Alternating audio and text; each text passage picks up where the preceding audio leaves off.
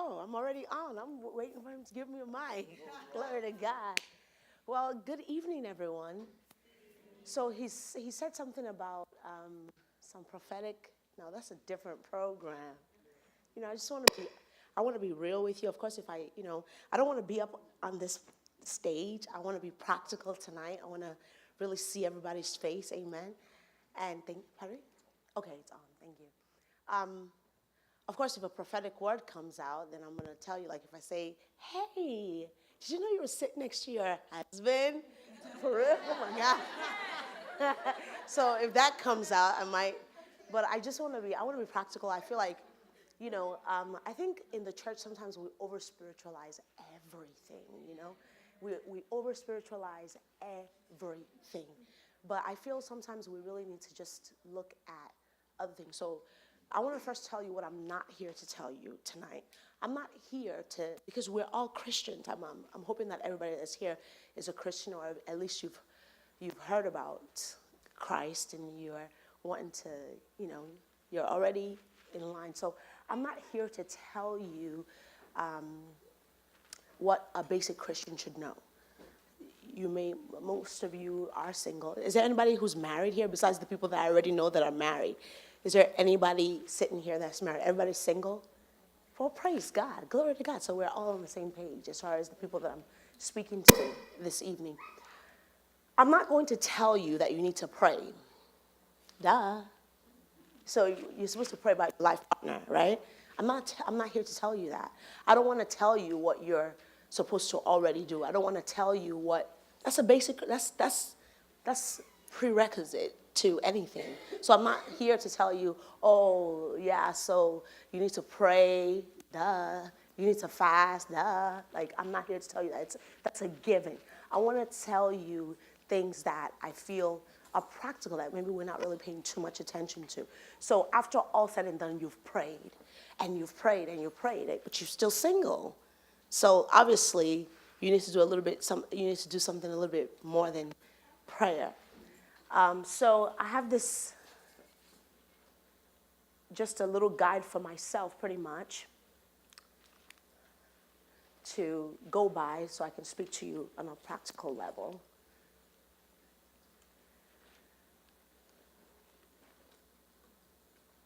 So, of course, the theme of tonight is, are you ready? So, how many people here, I want you to show me by your hands, how many people feel like I'm ready? Like, let's forget about what makes you ready. What do you feel? Like, you feel like I am ready, all right? Like, I'm ready. Like, where's the ring? Or when am I going to Like, I just want to see a show of hands. How many people you feel like I'm ready? And just keep it real. Like, I'm ready. No, don't be like right here. Keep it real. That's the first thing I want to say. Don't look around. No, some people, okay, I said keep it real, and then you went halfway. I want you to be really real. Like, I'm ready. Like, keep it real. I'm ready. Okay, cool. So you're ready. Are you ready? Okay, so you're ready. Okay. So if you're ready, why am I not married? A lot of us, we feel like, okay, I'm ready. So the question really, I know tonight is about, are you ready? But most of us, we feel like we're getting to that age, we are ready. What is the problem? Like, how do we get ready? What are some of the things that we need to really look at? What are some of the questions we need to really ask to say, okay, I've really examined this. Why am I not married? So we're going to look at a few things. So I feel like what are the things that make you ready for marriage? Besides the obvious, like I said, I'm not here to tell you you need to pray. That's a given. You should be praying every day. When I remember when I was pregnant with my second child, and I had her, at her naming ceremony, the guy that came to name my daughter, that was the first experience. I was like, these men of God, they just too much. This dude took my baby and just had her 8 months ago. And at her naming ceremony, he was praying about her life, her husband. He was speaking like, I call him forth. Lord, begin to prepare him. I was like, first of all, I was taken aback, like, really? Like, she's 8 days old. But then in that same instant, I realized I should have started when she was in the womb. I should have started when I realized that she was conceived. Because if you remember that scripture that says, before you were in your mother's womb, I knew you. And I ordained you a prophet. So obviously God has a plan for you even before you went into your mother's womb. So it was not out of place for him to be praying for her life partner even as a child. Because if you are praying for that life partner, a lot of times we're in church and, it seems like the church is always focused on married people, like, pray for your husband, pray for your husband. Really? I ain't got no husband. Pray for your husband. He may not be with you yet, but there is somebody God has already ordained. There's somebody that God had already put a mark. When I saw my husband for the first time, there was something that jumped in me. It registered. I just knew something. I went home. I think I don't know if you were at the last program that I was here for.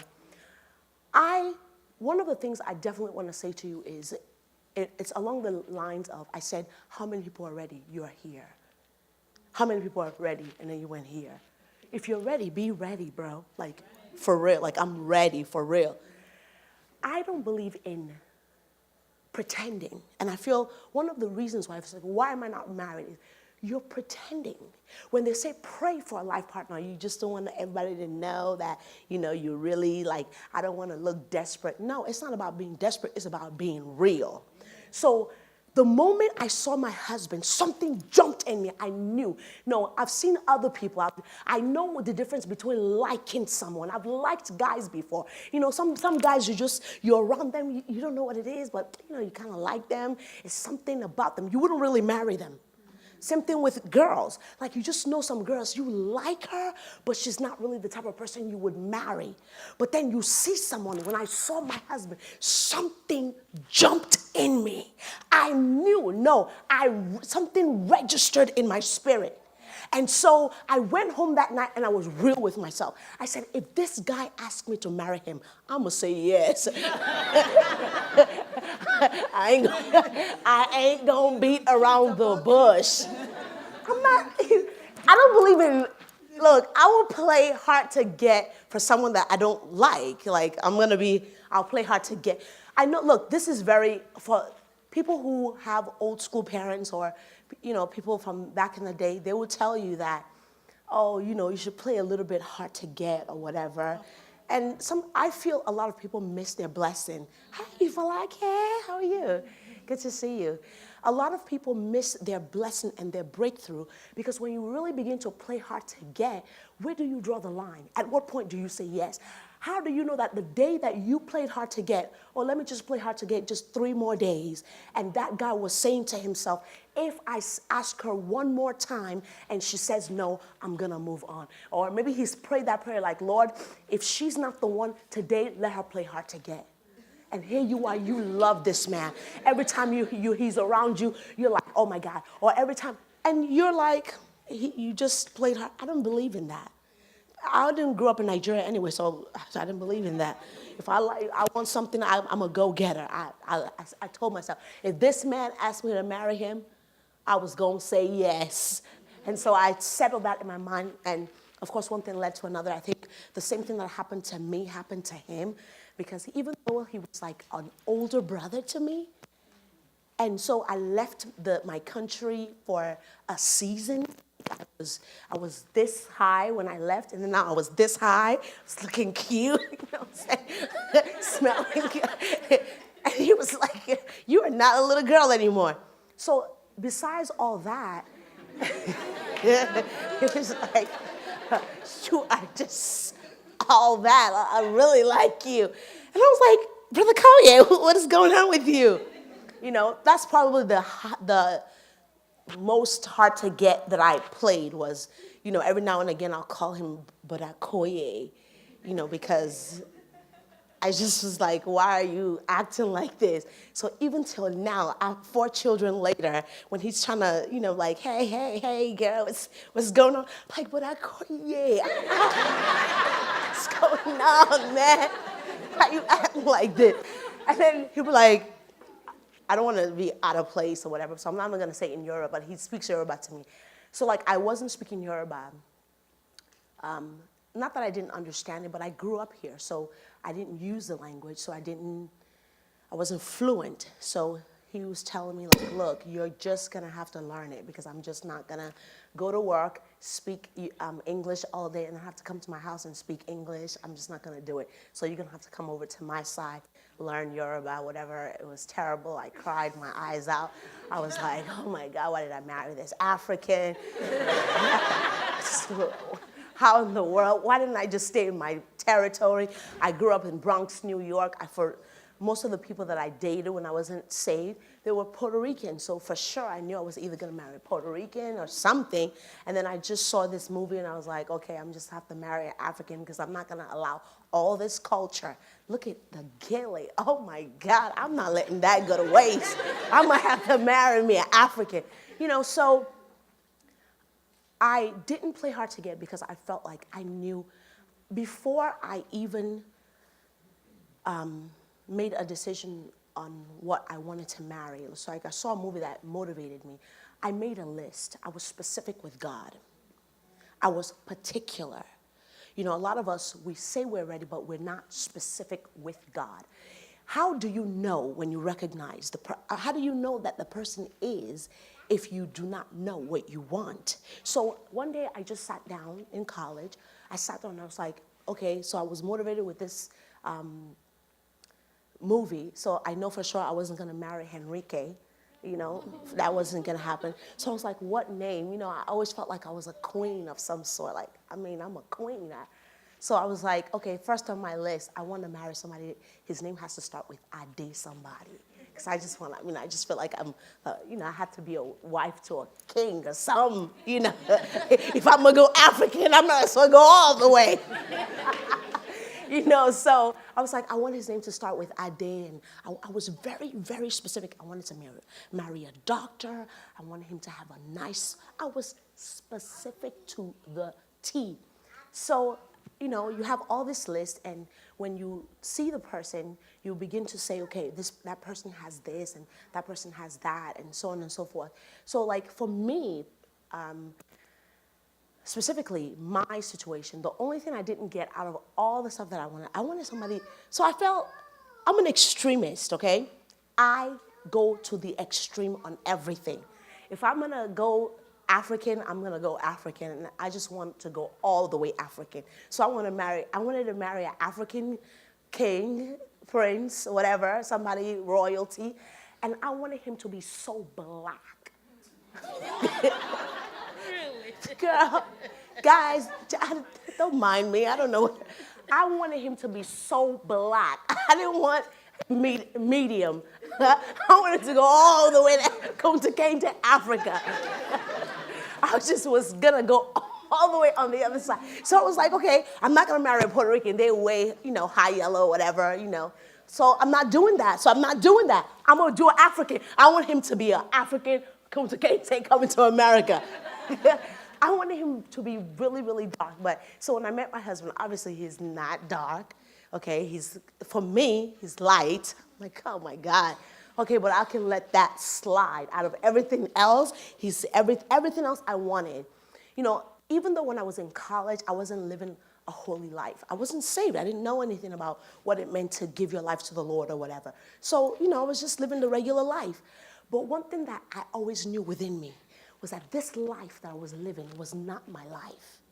And I would tell my friends in college, I'm like, you guys, all of a sudden one day we're talking in the cafeteria, we're eating, and I'll say, look, this life that I'm living, this is not my life.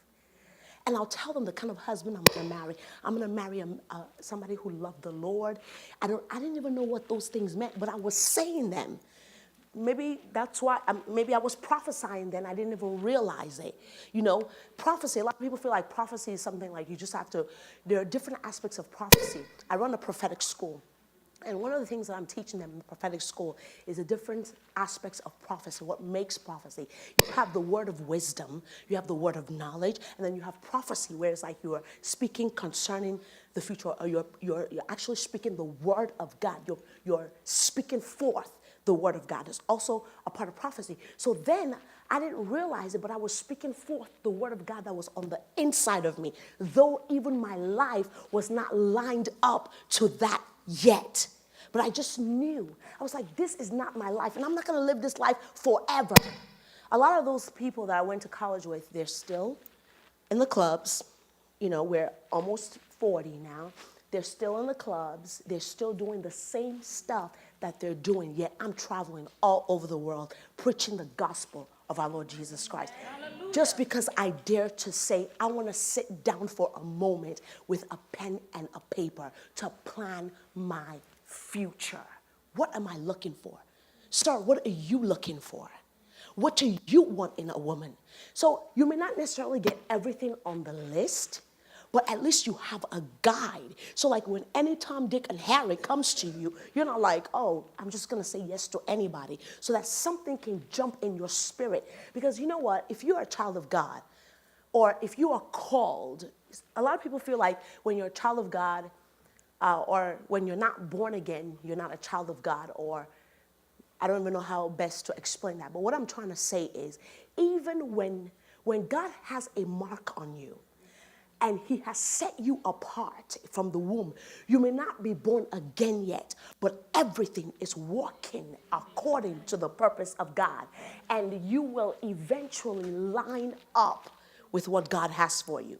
So I believe that if you sit down and you really begin to make your list, you are motivated and you're inspired by the Holy Spirit to put down what you want, because what you're putting down, if you're in the will of God, what you're putting down is from God.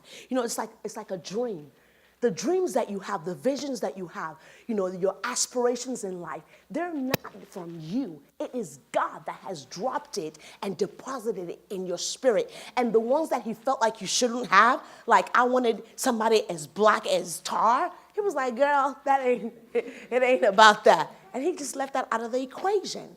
You understand? So I want us to look at certain things this evening. Says, what are the things that make you ready for marriage? I believe that your behavior as a single person makes a really major difference. Your appearance, your approach. A lot of the guys are going to be able to benefit from that aspect, the approach. Your personality. There's some things, you know, we are all like clay in God's hands, and he's molding us. And so over the years, at some point, maybe when you were at the beginning of your college career, you behaved a particular way, but then you have to mature. You have to get to a process where you have to stop setting your mind for marriage, setting your personality for marriage. You have to start setting your appearance for marriage. You have to start setting your approach for marriage. You cannot remain the way you used to be, but you're going to have to go through a process and a change. You're going to have to go through a metamorphosis because you don't have a man that is just born and then he's ready for marriage. He's got to go through a metamorphosis to get to a point where, yes, I know I'm a man now, and I can approach a woman and say, yes, will you marry me? Because I am capable and ready to be able to take it and handle it. Same thing with a woman.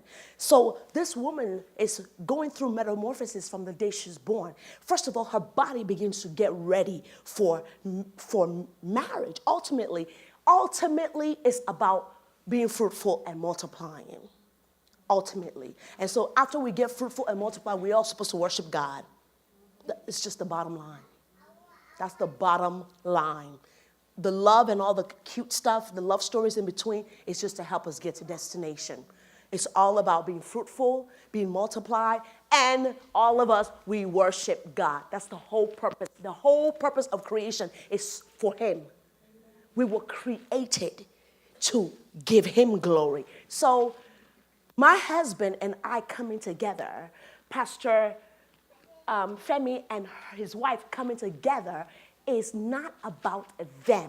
It's not about whether they love each other. It's about y'all. Souls. They came together for souls. God saw that he needed to bring them together because the people they were going to influence, the people they were going to minister to, the people that they were going to, because of their life, be able to win more souls. So we are going through, and every one of us needs to go through a metamorphosis. And you need to allow God to begin to mold you from what you are. You can't say, this is how I am, and he's just going to have to marry me. If he doesn't like me, boom, boom, boom. Or a guy says, well, this is how I am, so I'm just not going to change. My husband came to this country. He was a full-blown man when he came to America. So like, it's easier for me to change through cultures because I left Nigeria when I was 10. So coming to a new culture, of course, I can adjust easily. I lost my accent maybe like in 6 months because I'm a child, very pliable, very easy, you just fit in right quick, But for my husband, he was a grown mandingo, like kunta kente, literally. Like, he was formed in his ways. So he had to go through a new metamorphosis if our marriage was going to work. He needed to understand that he wasn't marrying a regular Nigerian woman.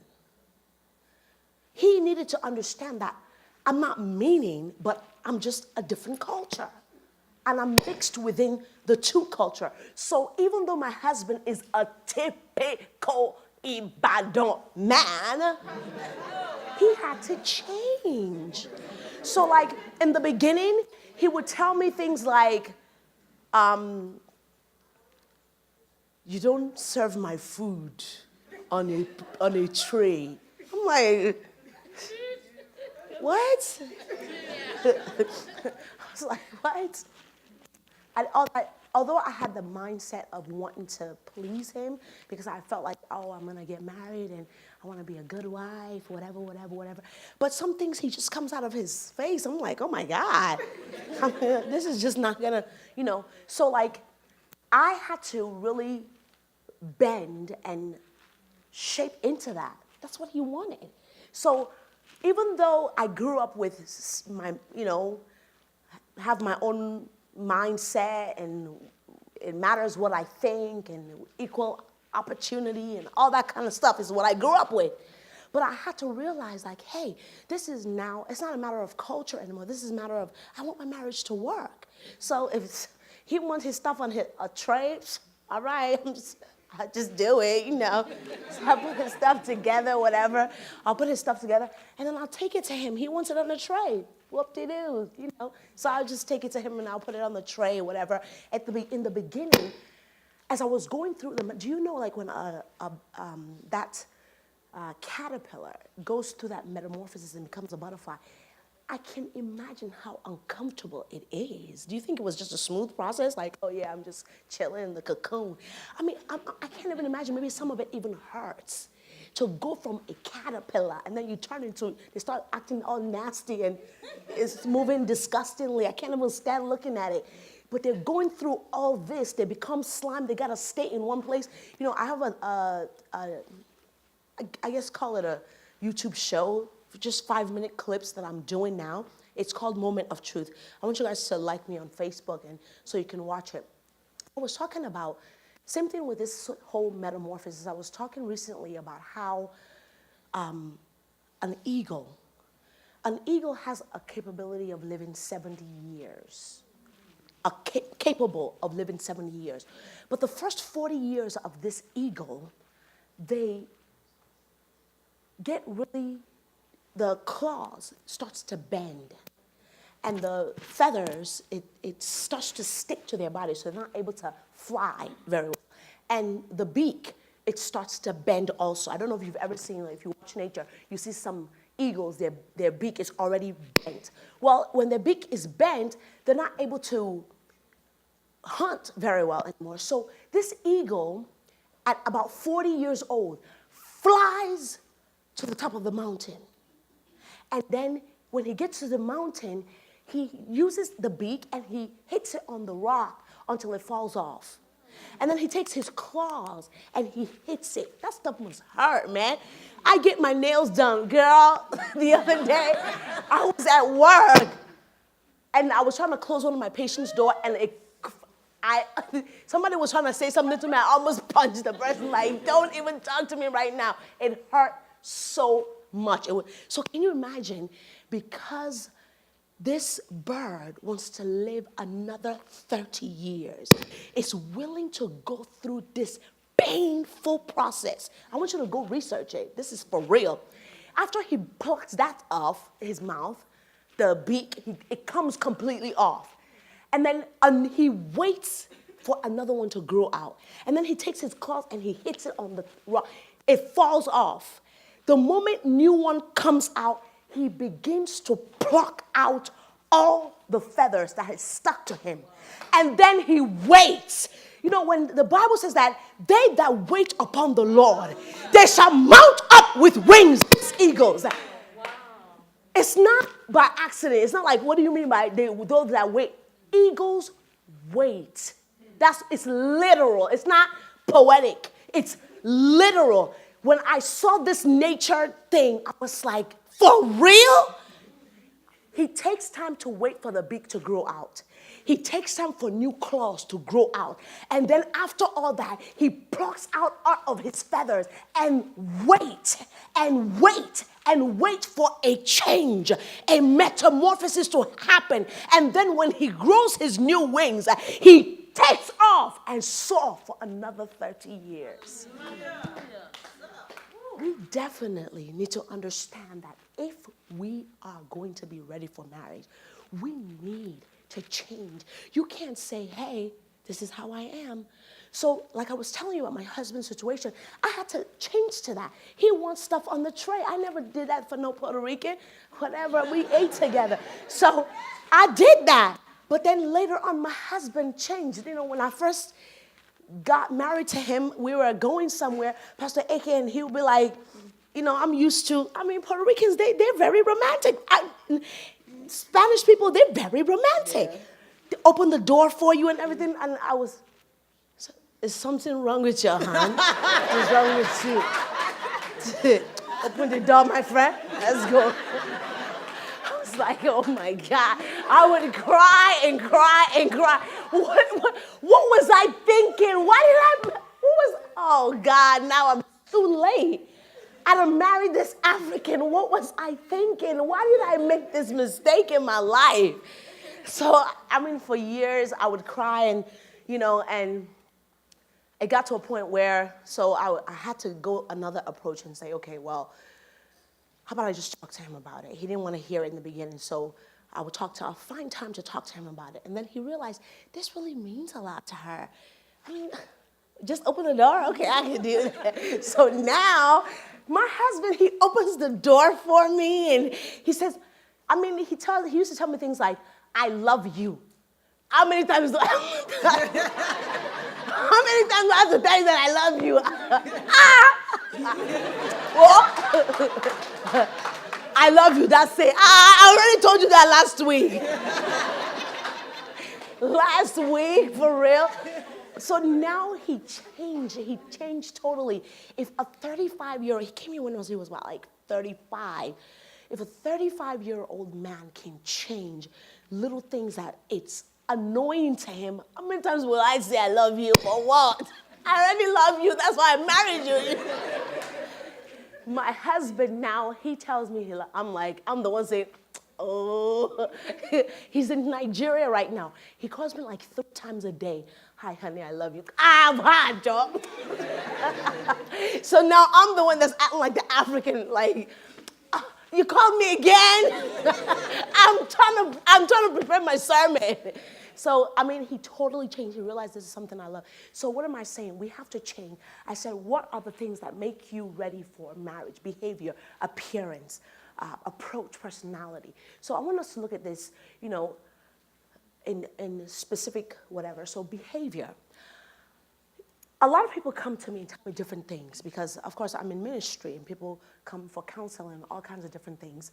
And someone told me that there was a particular group of girls, do you know when I say cutting on people, I don't mean like cutting them. I mean like saying, oh, look at him, he's so skinny, look at his legs. Oh, look at her, oh, she got a weave.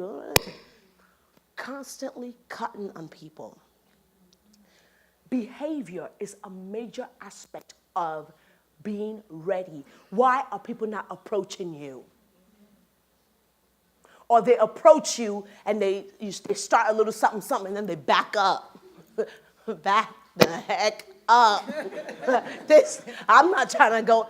So we need to really look at, this may not necessarily apply to everybody, but we need to be focused and say, do I do this? So like, I want to take a girl, for example. So let's say this young lady, please come for a second. No, I'm not going to. So this young lady has a group of friends, and they are talking, okay? And they're cutting on this gentleman right here, cutting on him and saying all kinds of stuff, maybe about why does he have dreads? Like this, that's not even in anymore. That's ridiculous. Saying it open, okay? So obviously, this guy automatically is maybe not going to be interested in her. Or because she's not interested in this particular guy, she feels like she can say whatever about him that she wants. But guess what? Ade over there was interested in her and saw the way she was just tearing down another man. And he's like, oh, is this how she'll be? Just do that thing. Finish. So our behavior, there was a gentleman who came to me, thank you can sit down. There was a gentleman who came to me and said, you know what, I was saying because every time in my church, I'm always trying to hook up the singles. I don't know if you do that, Pastor AK. What is wrong with y'all? Mingle. Y'all get together. Why do we have to lose you to people in Dallas and China and get married here? That's right. So. That's right. That's right. I was asking Pastor Bally, I was like, how many singles do you have in your church? He was like, oh, about 90. I was like, what are you inviting me for? Why can't they just get married? just, get married. Let's do it. I'm just kidding. So we need to be careful our behavior, because you may think that the people that are around that you're saying bad stuff about, you don't like them, but somebody that you actually like saw you, or somebody that was interested in you, still silently watching you and observing, they just was totally turned off by something that you did. Are you a pessimist? Every time somebody comes to you and says, oh, let's do this, or like even in your group, the spaces, the leaders, for example, they get together, they say, oh, well, let's, how about we plan? Oh, that thing can't work, oh, it's just constantly down. Every time, you don't have a solution for yourself. You don't have a solution to the problem, but you know how to say that it's just not gonna work.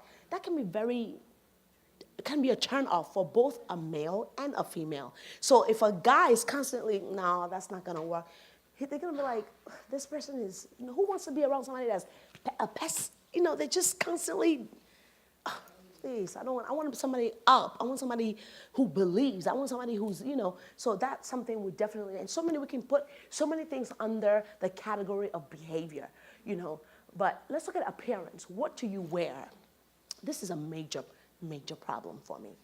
I have gone to many churches.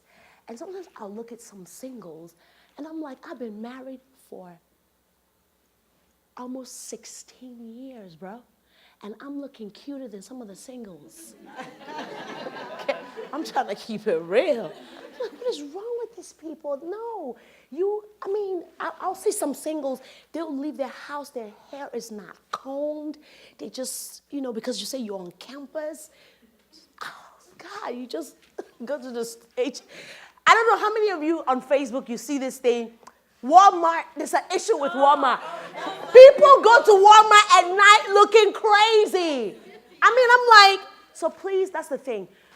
If you want somebody to approach you, you gotta be, I remember when I was in college, they hated me in the African Student Union because I told them the truth. I was like, the reason, they were very upset. The African guys were upset with the African girls because we were dating outside of our race. We were dating outside of our culture. And they were like, it's wrong. Like, why are you not dating us? I was like, your lips are chapped.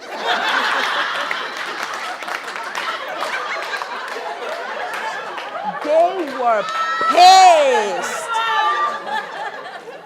They were pissed. Oh my God.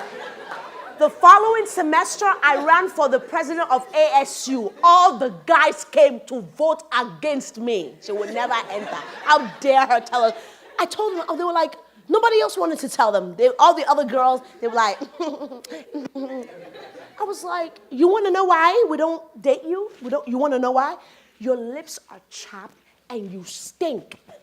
You stink. You don't wear deodorants.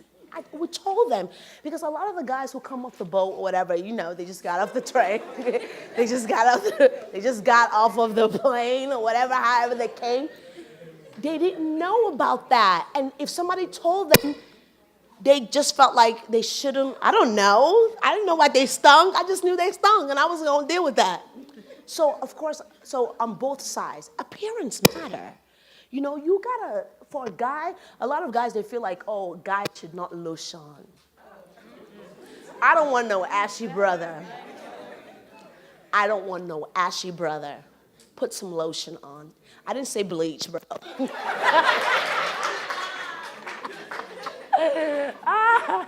Oh, man. I didn't say bleach. I just said put some shea butter on. Jergen shea butter. Just, pump. Make sure your legs... Just make sure it's a turn off for me. Even now, like, I see a guy, he's wearing shorts, and he's all ashy. I'm like, this guy's not, no. If he can't take care of himself, how do I expect him when I get married for him to rub my back? And I'm American, I want my back rubbed. I want my feet massaged. If he can't do that he cannot take care of himself, how do I, and then be all, bruh. You got to put something on. We're talking about appearance. You know what? You never get a second chance to make a first impression. Okay? You never get a second chance to make a first impression. And everybody that tells you that appearance doesn't matter, I just fast and pray, kneel down. Holy Ghost fire. Yeah. Keep on firing. Appearance matter because, look, your face is your passport. You want to go for a job interview, you're looking tore up from the floor up, you will not get the job. I mean, appearance does matter. So we got to make sure that the lips, it can't be chapped. And so I'm speaking to the brothers. Usually the ladies are not the ones that are, with the chapped lips or whatever and the ashy, hopefully. It's usually the brothers. The brothers need to step it up. And then there was one particular guy, even though when I was in college, he had muscles, so he thought that his muscles was going to get the guy, but his mouth was smelling like doo-doo. Some people just feel like, okay, so somebody told me my breath smelled like doo-doo or they offered me gum. They thought, no, look, if somebody ever offer you gum, don't ever refuse it. Somebody trying to tell you something. I'm going to say that again. If somebody offer you gum, hey, April. If somebody offer you gum, just take it. If you don't chew gum, you could say, you could take it and go get you a mitt. Don't ever turn down gum. Because, I was rude about it. I was like, your lips are chapped. And this and that. And they didn't really like that. And I had to metamorphosize from that. Because, I had to find a better way of and saying how things are and not just be so cold and upfront and, whatever. But, these are the type of meetings that we need to really talk about this. We need to walk and talk. We need to really be concerned about what are you wearing. So, like I was mentioning for the women, you don't look attractive. Like, you're not, I'm really particular about braids, especially. I think it's okay to wear braids, okay? It's good. And even at some point, I had locks in my hair. But my locks was washed clean. Twisted all the time. You could see my scalp. It looked like braids. And plus, on top of that, after a while, when you have locks, the sun shining on that particular hair, it starts to turn brown, and brown can be for dirty. I would dye my hair blue-black. You want to have locks when you saw my locks. I mean, whatever it is, hairstyle that you're, hi cutie. Whatever's hair, I hope that ain't a singles baby. Go right again. This is a singles meeting. No, I'm just kidding. You know, we have to step these things up. You are wanting somebody to approach you. You're wanting to get married. You need to, and I always tell people, everybody has a different style. I'm not saying you have to wear gold pants like Pastor Joyce, but, I mean, whatever your style is, be neat about it. Basic necessities, what are you wearing? Are you inviting? So, like, you just walk somewhere. There was a lady, we're working on it, just like you guys are working on your building. We're still trying to figure out what we want to do with our space and stuff. So we had some architects and some space designers come into our church trying to figure out how to better whatever our space. This lady walks in, a space designer, and she's very confident, she's very nice, and she walks in. Already as she's coming, she's smiling, and some ladies don't know how to smile. Some guys don't know how to smile. I don't know, my daughter just recently introduced me to Vine. African mothers be like, African fathers be like, African people be like, I'm just sitting there rolling because some of this stuff is so true. And so on one of those things, they were like, I even forgot which one I wanted to use as an example right now. But anyway, so this lady when African people are taking pictures, smile. They don't know how to learn it. It's an art. Learn how to smile. So anyway, this lady is coming to our office and she's smiling. When she got to about maybe this place, her perfume just, I said, God, I couldn't focus on all I was focused on, let this meeting be over so I can, ma'am, what is the name of your perfume? Because the next time I want to go and preach and I'm laying hands on people, I always tell people, before I go up, I'll freshen up my mouth. I freshen up, make sure that everything is smelling decent at least. I don't want you to fall under my breath.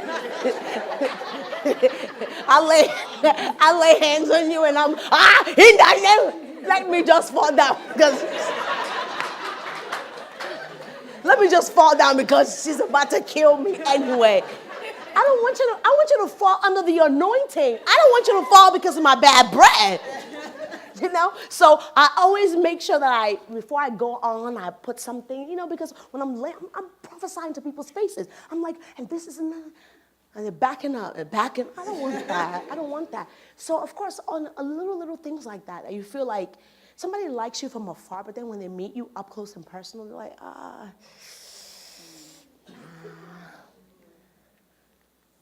Approach. How do you speak?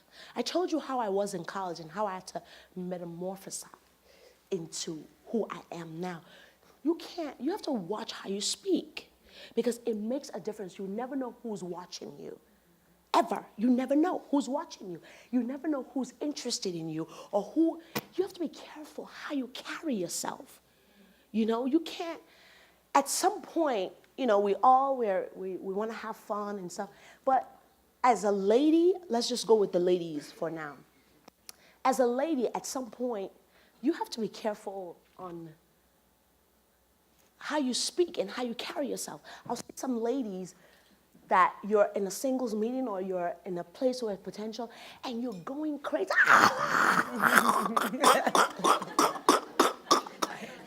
Acting totally, totally uncouth, You can't, you have to, wait till you get with your girlfriends in the secret place before you do all that. Yeah, girls' night out.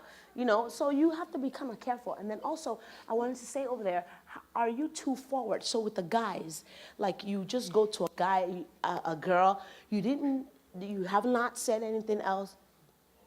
I was praying. God said that you are my wife. Plus the breath stinking up. So my girl, God said, the girl didn't even like you yet. You didn't even say hello. You hadn't even dated. You haven't even let her have a little bit zim. You just say, God said that I'm your wife. One of my spiritual daughters, so somebody was interested in her, and I think it was her birthday or whatever. Guess what the dude bought her? Brown pata. I was like, this is crazy from... Translate. Even me, I didn't get that. Bra! I got the bra part. The other part was the bra. He bought her for her birthday, no, not lingerie, bra and underwear. Lingerie, okay, lingerie. Lingerie is like, okay, lingerie, Victoria's Secrets and stuff. And that's even still a little bit too much. It's her birthday, so he went to buy her a bra. What kind of a sickness is that? That's wrong. How you gonna? I just don't understand that.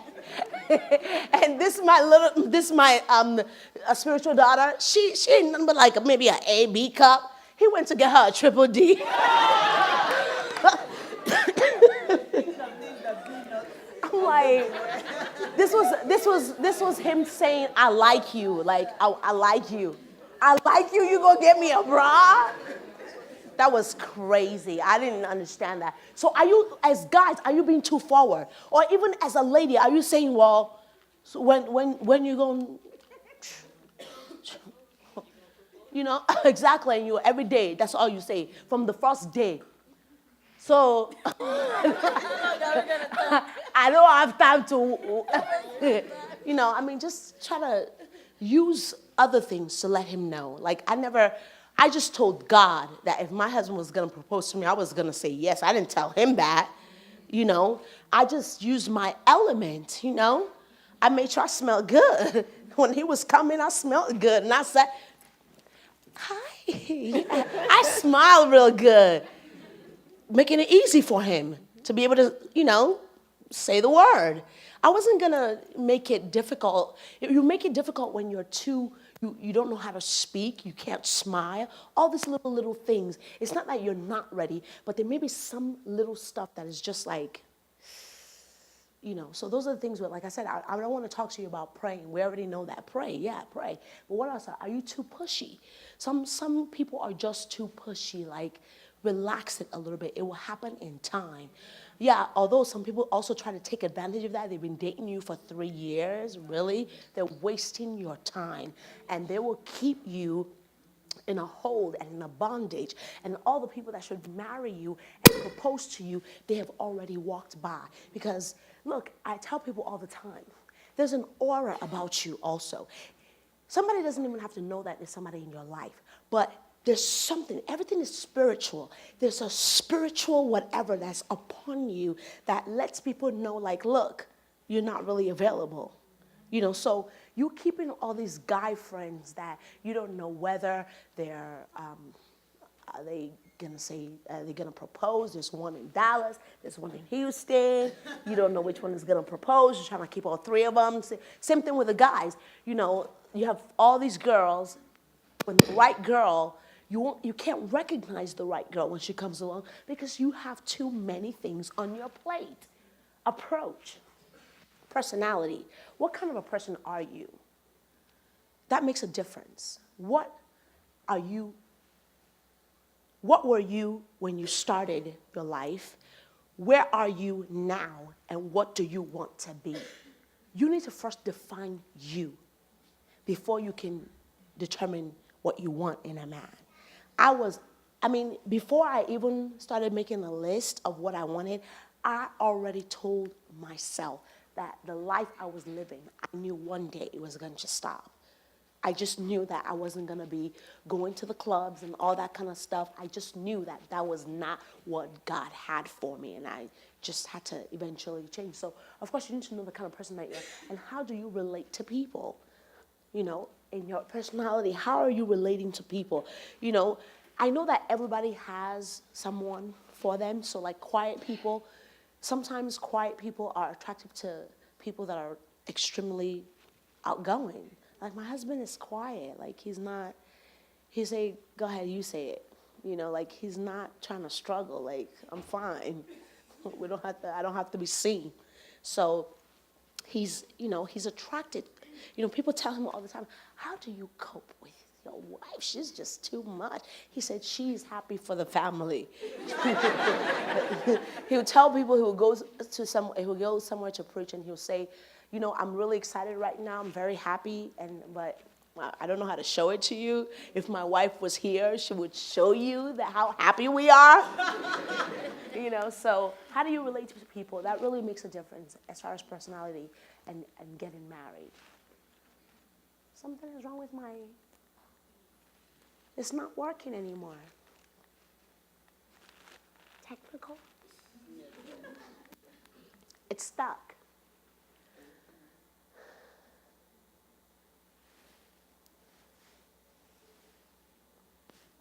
Can we go into the question and answer, or what do we do next? Oh, they're working on it? Okay. Okay, so what can you bring to the table? That's really very important nowadays. Men are looking for helpers of destiny, not liabilities. They're looking for helpers of destiny.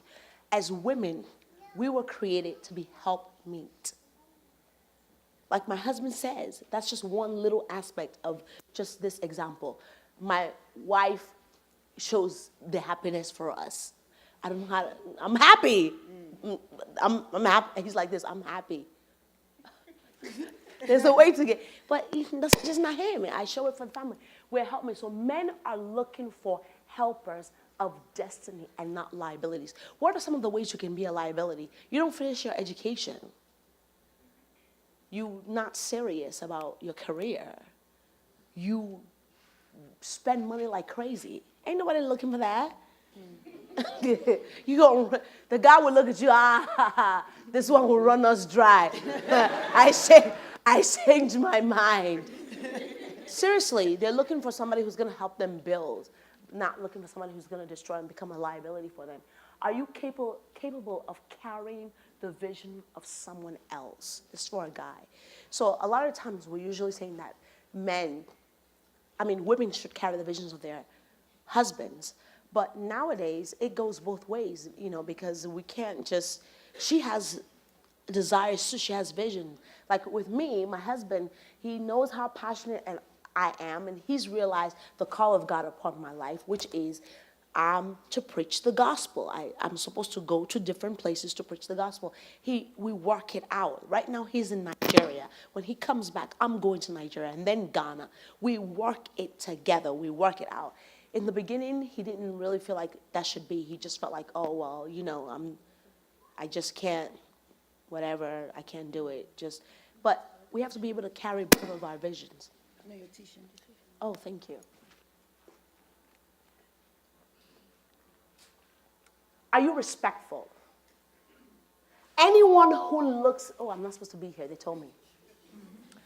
Anyone you look at and have difficulty respecting, they are not the person for you. If you are dating somebody's in your life, and you just cannot respect that individual, of course I have to use myself as an example all the time because I'm the one speaking to you. I have a very strong personality, okay? I knew that I could not marry somebody my age. I just knew it, because I'll run him down. But you just have to know yourself. You have to know yourself. I knew I couldn't marry somebody my age, because I was, not only do I have a strong personality, I'm advanced. I think way beyond my years. So I knew my husband is 9 years older than me. I always knew ever since I was a little girl that I was going to marry somebody older than me. I just knew it. You have to know yourself. And I'm telling you, if you can look at somebody and I'm going to have a difficult time respecting this individual, you can't marry them. Same thing with the guy, though. I'm not talking about just the women, because you have to have a certain level of respect for your wife also. But if you must be able to respect your husband and his family. It's like, okay, so are you ready? That's the theme of tonight. One of the ways of knowing that you're ready is, are you ready to respect your husband and his family? Because, yeah, they say, I'm not married to his family. Mother-in-law is going to come over when you have the baby. How's that going to work out? a lot of us now, we have such a major attitude problem. And, they always say, like, there's this thing that they say in the Yoruba language that, whatever you don't learn in your daddy's house, you're going to learn it in your husband's house. Because his family, they will teach you a lesson because you got an attitude problem, and they'll fix you real good. Really. And you never know. You know what, your husband to be or whatever, he could be the nicest guy ever, and his mom she's a principality. Witchcraft. Not like literally, but I mean, she's mean. I'm talking about mother-in-laws that when you're pregnant, they be like, and you didn't even greet me this morning. If you know you cannot greet my mom, but I greeted you now. Go down on 2 knees. I mean, in America, it's still happening. It's not like just Nigeria. And then guess what? You're fighting at home. You're fighting with his mom. You're fighting with him. He's not happy that you're not getting along with his mom. Issues in the house.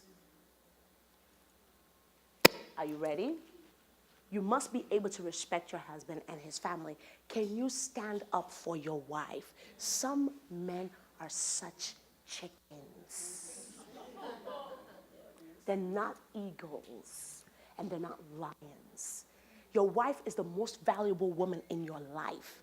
And if you cannot stand up to anybody and say, Mom, I love you, and I respect you, and you know I will never dishonor you, but this is the woman that I have married, and I will be on her side. And if besides even that speech, just the fact that mother-in-law is really mean to you, and you told your husband, said, don't worry, just ignore her, and he doesn't have a talk with her, that's not cool. You have to be able to stand up for your wife. Are you ready? Are you ready? Are you ready to stand up for your wife? If you're not, then you're not ready for marriage, because every woman wants someone that can protect them. Not just a physical protection, but also stand up for. The worst thing a woman can experience is for her husband not be able to stand up for her. People talk trash to her, whether in the church, whether anywhere, and he doesn't say anything, or he avoids it, or he doesn't. It's the worst thing ever. So are you ready? Can you stand up for your wife? The things that the world say no longer matter still matter. It still matters. Everybody say it still matters. You must be submissive. The world said that's no longer, oh, come on, whatever. You have to be. And the Bible, everybody likes to reach that beginning, wife, be submissive to your husbands. But then later on in the verse, it says that be submissive to one another. Okay? So we're not trying to, the stuff that the world said doesn't matter, it still matters. You must be submissive. You must carry your wife along. In Nigeria, so there's this thing in Nigeria, they give the money when they're going to work. Okay, here's 50,000. Make stew and make a dikaiko. She don't have any money of her own. She has no right, no access to his account. That's crazy. That's not of God. The two shall become one flesh. So are you ready? Can you carry her along? Can you let her come into your life as a partner and not as a servant? And you'll be surprised, even though we're in America, a lot of people still have that mentality because that's how their father was. That's it, y'all.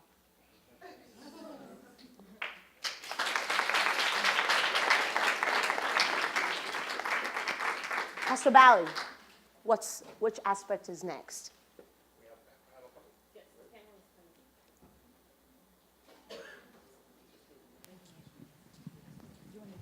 Yes, I do. Thank you. Sorry.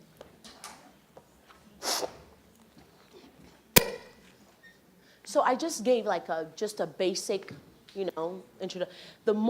I think the most important aspect of this whole program is for you to be able to ask questions. I don't want you to be shy. I don't really like the whole note thing. Just keep it real. Ask your question. Who cares? Ask your question. It's a question. It's an informational, ask a question. That's how we're going to get the full benefit of this evening if you're able to ask a question. This is good. So I'm going to introduce our panel first, and they'll be up there answering questions with her, Pastor Joyce. So I'm going to start off with Valentine and Jumi Okonkwo. They've been married for 3 years, and they have a little girl, Adeze, who you saw running around. And they'll be helping us today. I'm like, I hope it is.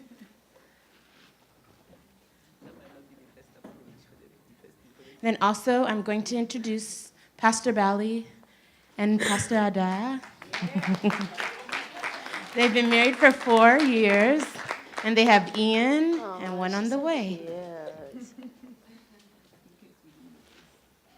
So, does anybody have a question that they want to ask or that they want me to read for them that you wrote on the piece of paper?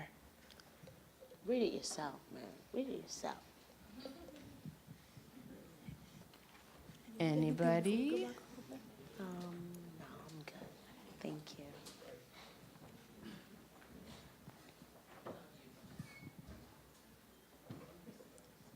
Does anyone have a question? Does anyone need paper?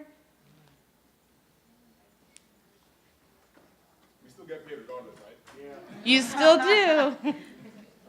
It's funny. Here's a gentleman that wants to ask a question. My question is actually for you. Okay. I'm Pastor Joyce. Pastor Joyce Approach, bro. For you. He said for you. Pastor Joyce. You said that the end goal for all couples is to be fruitful and multiply, but there are a lot of couples that are struggling and waiting on the fruit of the womb. In that scenario, kind of what is their purpose and how do they achieve God's will for their life? To worship God. To worship God. You know, both of the, I didn't say it, let's make that correction. That's what the Bible says, you know, that our purpose, God, we were created for his pleasure, okay? That's our wholesome creation, is to please God. And of course, in the book of Genesis, it says that be fruitful and multiply. But it doesn't mean that because you're still believing God for the fruit of the womb does not stop you from worshiping God. And it shouldn't. And a lot of the times it has. People feel like if God can't give me a baby, then what's the point? So just because you haven't received that aspect yet doesn't mean that God is not able to do it. And even if he does not do it, even if he chooses not to do it, he is still God. I don't know if that answers your question. It does. It doesn't? It does. Okay, it does. Do I have to be on display? I have to? Oh, somebody say, yeah, okay. Ooh, I gotta be on display. Any other questions? Don't be shy. If you don't feel very comfortable, you can write it down. Yes, sir. I don't need the mic. For the ladies, what made you basically accept the proposal from the gentleman? Because you're all married. And for the gentleman, what made you propose to these particular ladies? Thanks, Lord. I accepted his proposal because, first and foremost, I liked him. He was down to earth. He wasn't trying to be someone that he wasn't. He Yeah. wasn't trying to hard. He wasn't trying to be someone that, he wasn't trying to impress me. He was just being himself. So it made me, I was able to just be myself regular with him. And also because he was God-fearing, we could pray together. I wanted someone that it wasn't an issue for us to pray about something. If we're in a relationship, I want us to be able to pray together about whatever was going on with me. So when we finally get married, I know that prayer is a thing that we can do together. We can serve God together. We can try and grow together. So those are just two of the things that made me accept his proposal. I think for me, I knew that I would always want to marry my friend. And I think me and Bali, he was my best friend. He was my confidant. So I could talk to him about anything. And he, I believe, could talk to me about anything. So, and so we were genuinely very good friends, and we're friends for a long time.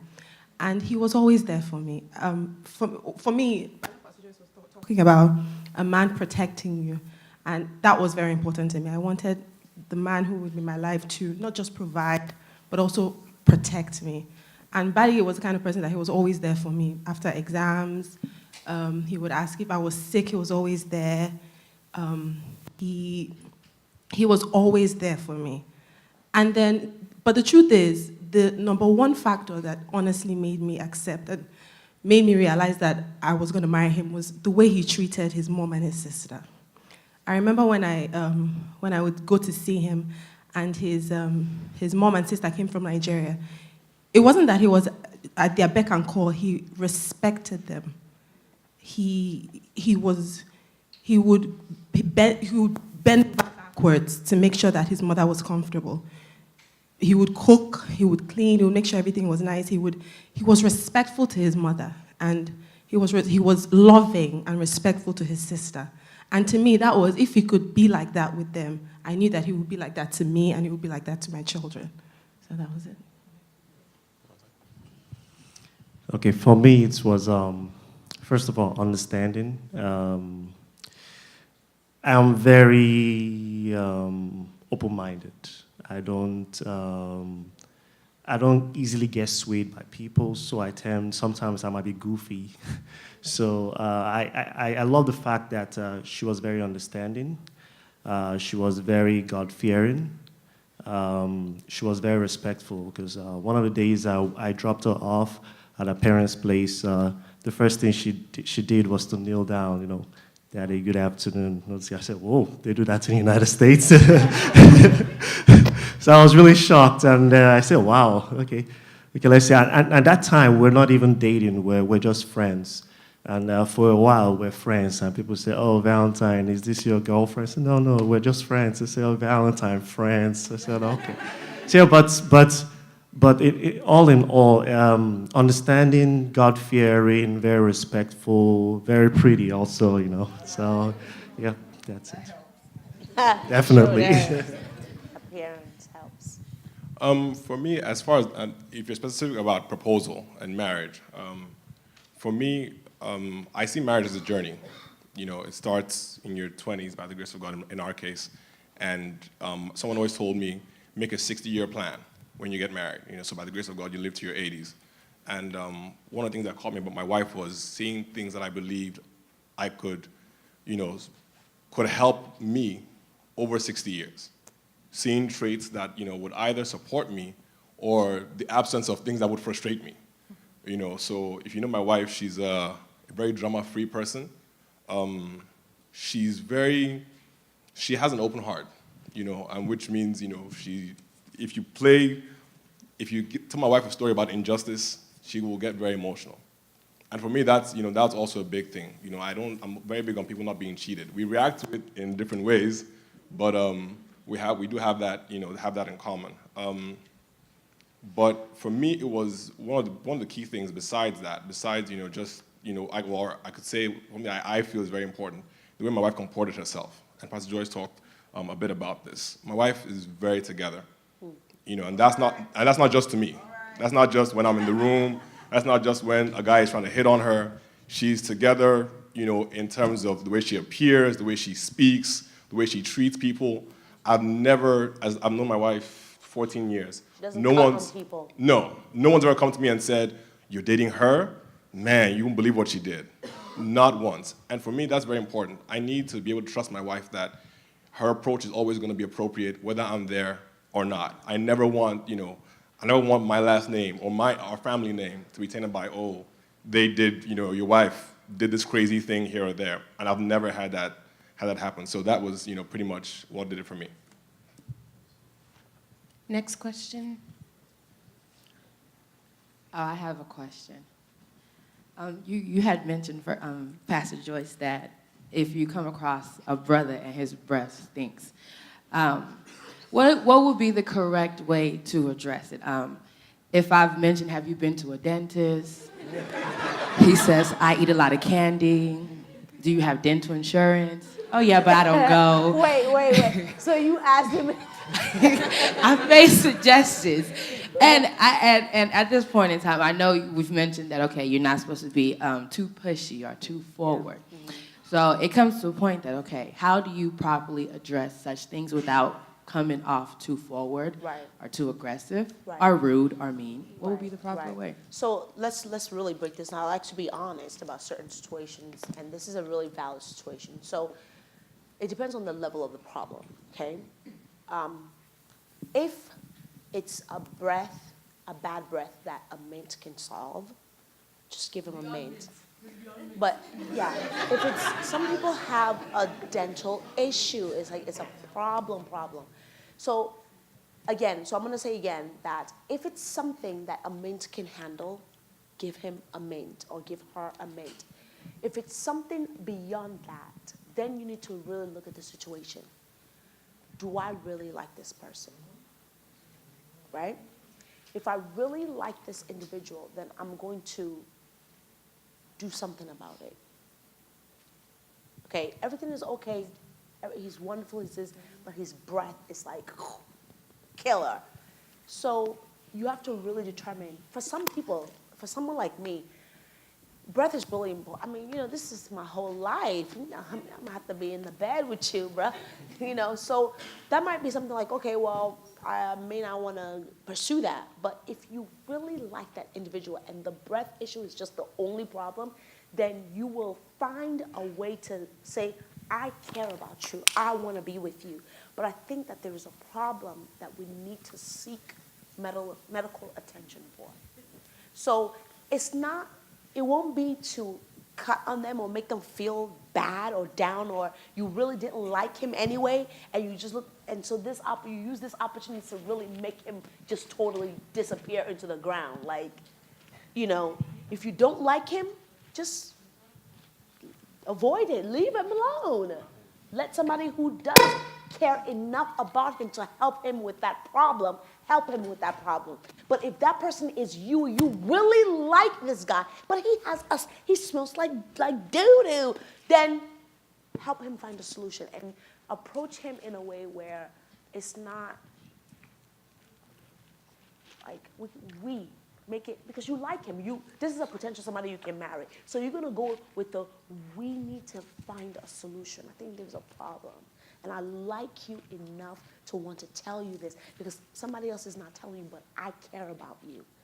And I don't know too much about bad breath, but maybe a dentist can help with that. I mean, I'm talking about the serious, not the one beyond mint. Yes, ma'am.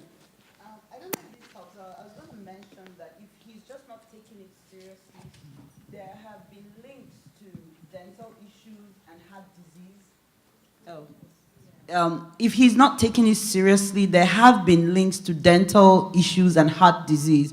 So maybe, you know, some of our guys like to be scared to death before they do anything about stuff. No. So you might just kind of mention that it's not, you know, it's not just an aesthetic thing for me. Just even for your health purposes, you really might want to check that out. I don't know if that will help, but it just might. Try it and see. And it's always the approach. When you show somebody that you care about them, the way you say it's not like, God, your bread, no. But you actually show like, I really care.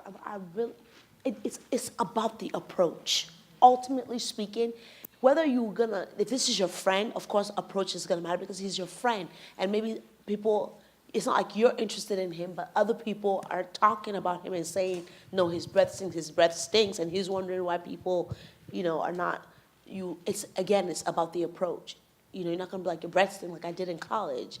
And most of us here should already be graduated from college and should still not be on that same level. But we have metamorphosized out of just boom. No, not everything. Yes, you know, I told you I have a strong personality. I told you all these things about me. But over the years, especially with pastoring a church and being influenced by people, you learn to deal with people, not in a you know, sometimes not everything is black and white. And you have to find a way to allow the thing to land softly and show them that you care about them. You understand? So, did that answer the question? Oh, you have another question? Can Can we do? Is it a continuation of that one, or it's just a, okay, well, maybe we Okay, then can. let me do some that people have given to me, and then we'll go to other people who have had their hands raised. Okay. We live in a Western culture where it's widely believed that dating comes before marriage. Is it out of the ordinary if a guy tells you he doesn't want to date, he doesn't want to waste time dating, that he wants to marry you and settle down? So when we say date, we need to distinguish between what is a date, what is courting, what is, we have to, so I don't believe in casual dating just because you're cute, you like the way my gold pants look, so you want to take me out to the movies so you can feel on my legs. Ain't nobody got time for that. I don't have time. I'm a child of destiny. I don't have time for that. I'm cute, but I ain't got time for you rubbing on my leg. Okay? So dating, casual dating, it means nothing. He just looking for a cheap ride. Somebody, he thinks that your breast is some horn that he wants to, and you are not the one.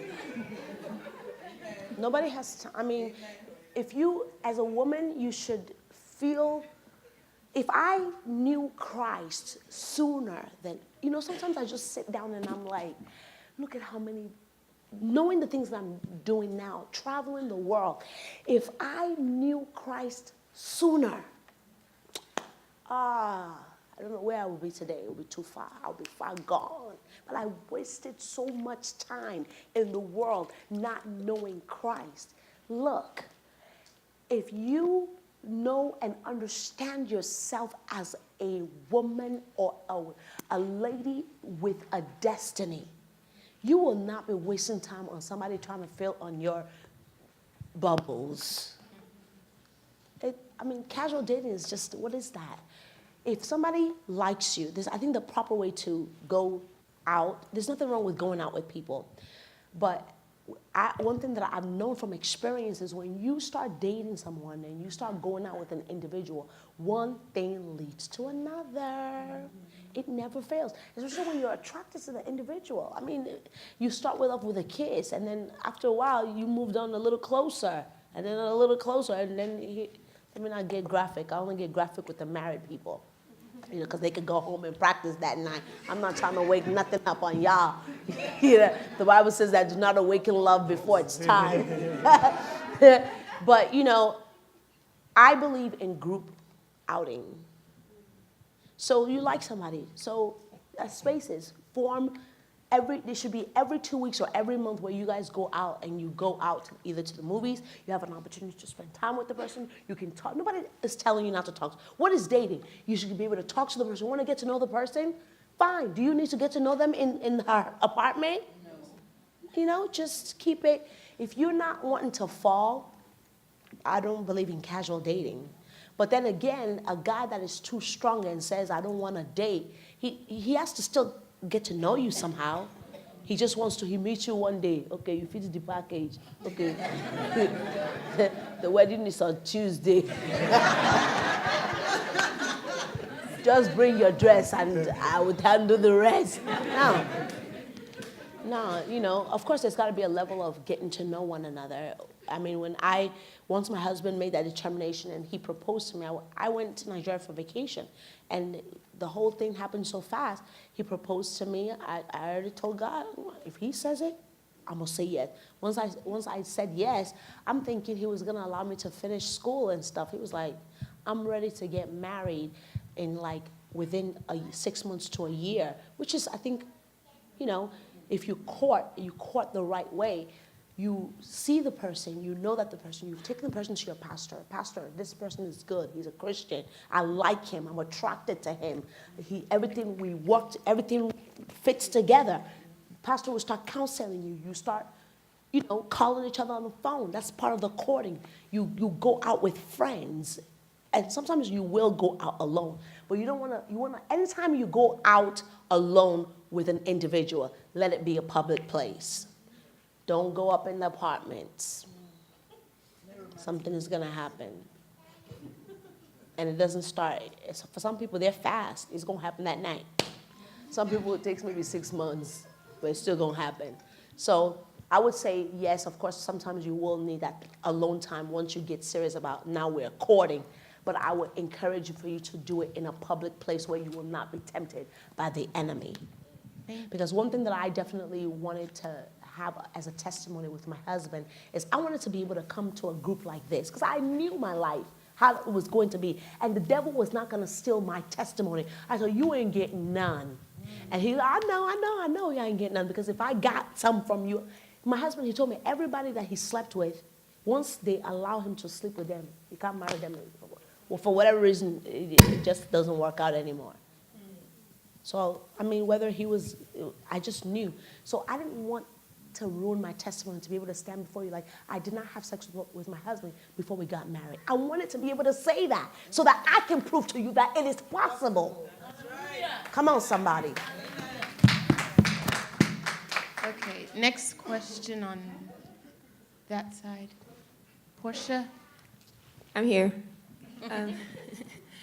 My question, so Pastor Joyce, you said that one of the, being ready is, knowing what you bring to the table and not being a liability. So my question is, did you guys, and for everyone, did you guys feel like you had to get to a place in your career or financially to be able to make that step to get married? Right. Before they answer that question, let me clarify what I mean by liability. So, I'm not really liking this chair, but that's okay. You don't have to have finished school or have a career at the point where you're saying, I do.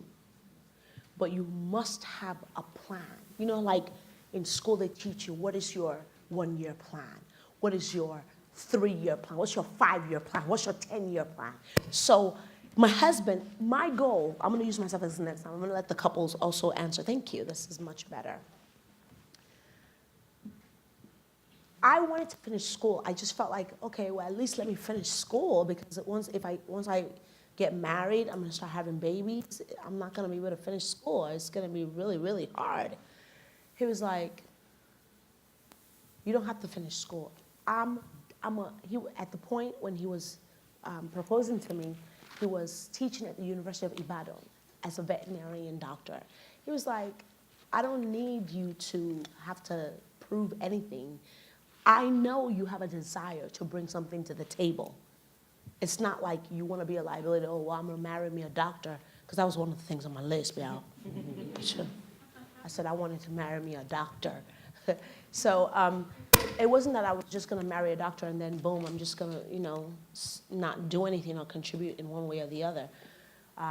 So you don't have to, at the point, make a determination like, okay, because everybody's different. The people that are up here, they may have finished school before they actually got married, but we are all different and we come from all different walks of life. I didn't finish school before I actually got married, but then I knew, like, even though once I got married, the baby started coming, I knew that I wanted to finish school. So I continued, and it was harder. I had babies, There was another lady that I know, she went through medical school. Every year in med school, she had a baby. It was crazy. So by the time she finished it and had 5, I said, girl. So it's a matter of long-term, are you going to be a liability? It doesn't have to be right there, at that moment where you're saying, I do. And then it also depends on what he thinks. Some guys actually want you to be finished with school. They want to start off with both bringing in an income. But then some guys feel like, I make enough for us to get married now, and then you can finish your education as we go along. So it's ultimately speaking, it's about the future and what are you planning? Are you going to be a liability? And education is not the only way someone can be. There's so many things you can bring that are such strength into that family besides education. But a liability is somebody constantly wasting money, constantly. It's always an issue. The guy is always, I don't know what she's going to do. I don't know what she's going to say next. That's a liability. They can't take you out. You don't know what you're going to say.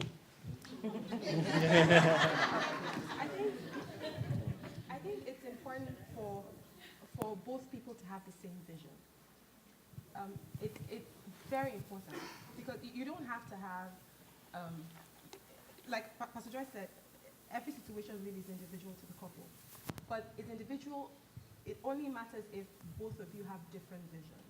Because if you have different visions as to where you have to be when we're married or we have to be in 5 or 10 years, then it's going to cause some chaos because your finances are very important. So if both of you understand, is it on? I'm sorry. So both of you have to understand, you have to come to an agreement as to, okay, I'm not done with school yet, or you're not done with school yet, you're working, but we both understand, okay, I'm done with school at this time, you're done at that time, and we can make it work, have the same vision. Like Bali and I, when we got together, we were still in school. When we got married, we were both still in school, but we understood one of the reasons why we moved to Dallas was because the schools we wanted to go to were in Dallas. So we had a unified vision. He was pursuing his MBA. We had a plan. So he was pursuing his MBA. I was doing my master's. We both knew what we wanted to do. We both knew where we were going. So you don't necessarily have to have a career. But then again, like Pastor Jess was saying, there's some men that they have to have that money. They have to be financially secure before they get married. And it's important to them to be financially secure. So if it's important to them, allow them to become financially secure because it's important for that vision to be one. Money is very important in a marriage. It can cause a lot of trouble if it's not settled in the beginning. So it's important for both of you to understand where the journey is going. I don't know if that, do you understand? I just want to give two sides to that question. And I asked that question, at least from the financial standpoint, in the first instance, which is, this is where we're at this point. Like my wife said, this question actually kind of happens to us. We're both in graduate school. And, the first, my brother who's been married, I'd say 4 or 5 years at the time, he told me, you will never have enough money to be ready. When you're waiting for $1,000, you say, I need 10,000. When I have 10,000, it'll be good. When you have 10,000, you say, if I just have 100,000, it'll be okay. When you have 1,000, like, I need $1 million. I mean, $1 million, I can send it to private school, There's always something else. There's always a number you can put and say, when I get there, I'll be ready. The important thing is that, is this God's will for your life? And is this a decision that you have made? You're not making it under duress. You are sure this is it. The numbers or the achievement of the degree by itself, is not a deterrent for marriage. That being said, though, I will say this on the flip side, and all of you will hear this in premarital counseling, and as you go to synergy as the time comes. Just because there's quote-unquote a problem with the other person, be it financial, be it school, we can't keep thinking about baggage, drop them. We have to think, okay, how can I complete this picture? No one person is complete. No one person is perfect. Some of that is time, the stage they are in their lives. Some of that is personality. Some of that is their background, their experiences. But if we come at every single situation and say, you know what, there's something wrong here, I'm going to run. I promise you, even when you get married to Mr. Perfect on day one, something is going to make that situation imperfect. And then you can't say, I'm not ready, so I'm not going to do it. It's not going to happen. So, yeah, there's some issues that are really red flags and you might want to take a pause for. But let us come with the mindset of, you know what, I'm going to be in a partnership with this person, not just because they are perfect and they can fix everything, but because I too can bring something to the table that kind of patches up where they're quote-unquote deficient. Okay. For me, the first thing is communication. That is very important in any relationship. That's one thing I liked about our relationship because we always spoke about what the issue was. And there's no perfect time to get married. You cannot say, oh, I'm waiting to get this. I want to get a Bentley first. I want to buy the biggest house. I want to travel the world before I get married. There's no perfect time. House in Lucas, Lovejoy ISD and the rest of it. So there's no perfect time. It's just a matter of you saying, okay, am I ready? Am I ready enough to commit to a relationship, a lifelong relationship? And during our case, when we decided we're going to get married, my wife lost her job during the whole Lehman Brothers stuff because my wife used to work for Lehman Brothers. So it was now a case whereby, should we start the wedding stuff or should we wait? But we didn't wait because there's no perfect time. And One other thing that really helped us was the marriage counseling. The marriage counseling helped us to understand that we need to bring everything out on the table. This is what I have. This is what you have. Can I live with it? Can you support me or complete me like he said? It made it all easy because we're all coming in a clean slate. There's no baggage, nothing is hidden. She knows what my issues are, I know what her issues are, and we can deal with it. If we can't deal with it, then we need to find a compromise. That's right. And try to find a compromise. So that really helped us to understand our fears and how to resolve it. Understand our what we expect out of this relationship. Another thing that we did was every time we met or we had a special occasion, we had something called a 1 year, 2 year, and 5 year plan, where we discussed, okay, where do I want to be in the next 1 year? Where do I want to be in the next 2 years? Anything wise. It can be financial, it could be academic, it could be family in terms of kids and the rest of it. So we always spoke to each other. We always tried to understand, okay, this is where I want to be. This is where you want to be. So we can reach an agreement. That's it. Thank you. I think Caroline had a question. Yeah, I did. Thank you. The title of this program is Are You Ready? And I know that we've gone through respect and liabilities and dealing with in-laws. But I think that a lot of people, when they say they're ready, sometimes they have a fantasy about what marriage is. And, people are thinking, oh, I'm ready, I'm of a certain age, it's time for me to have kids. And they get into the marriage and they don't think about the day-to-day things that come with the marriage. And I want to know, what are the day-to-day issues that you sometimes see coming up in your marriage that people need to think about so they're not fantasizing and it hits them when they're in the marriage? Yeah. You guys want to go first, or you want me to go first? The first thing for me, it was major for me, was finances.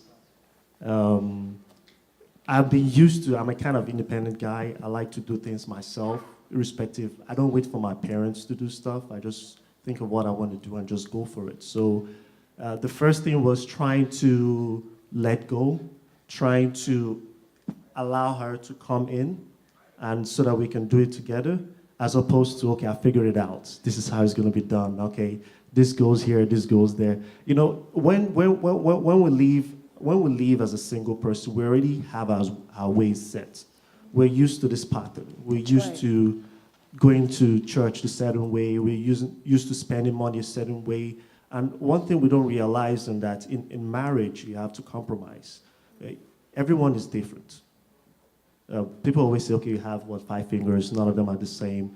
You grew up with different lifestyles. Your parents were brought up different orientation. You went to different churches, then you eventually met. So there's no way you can actually be the same.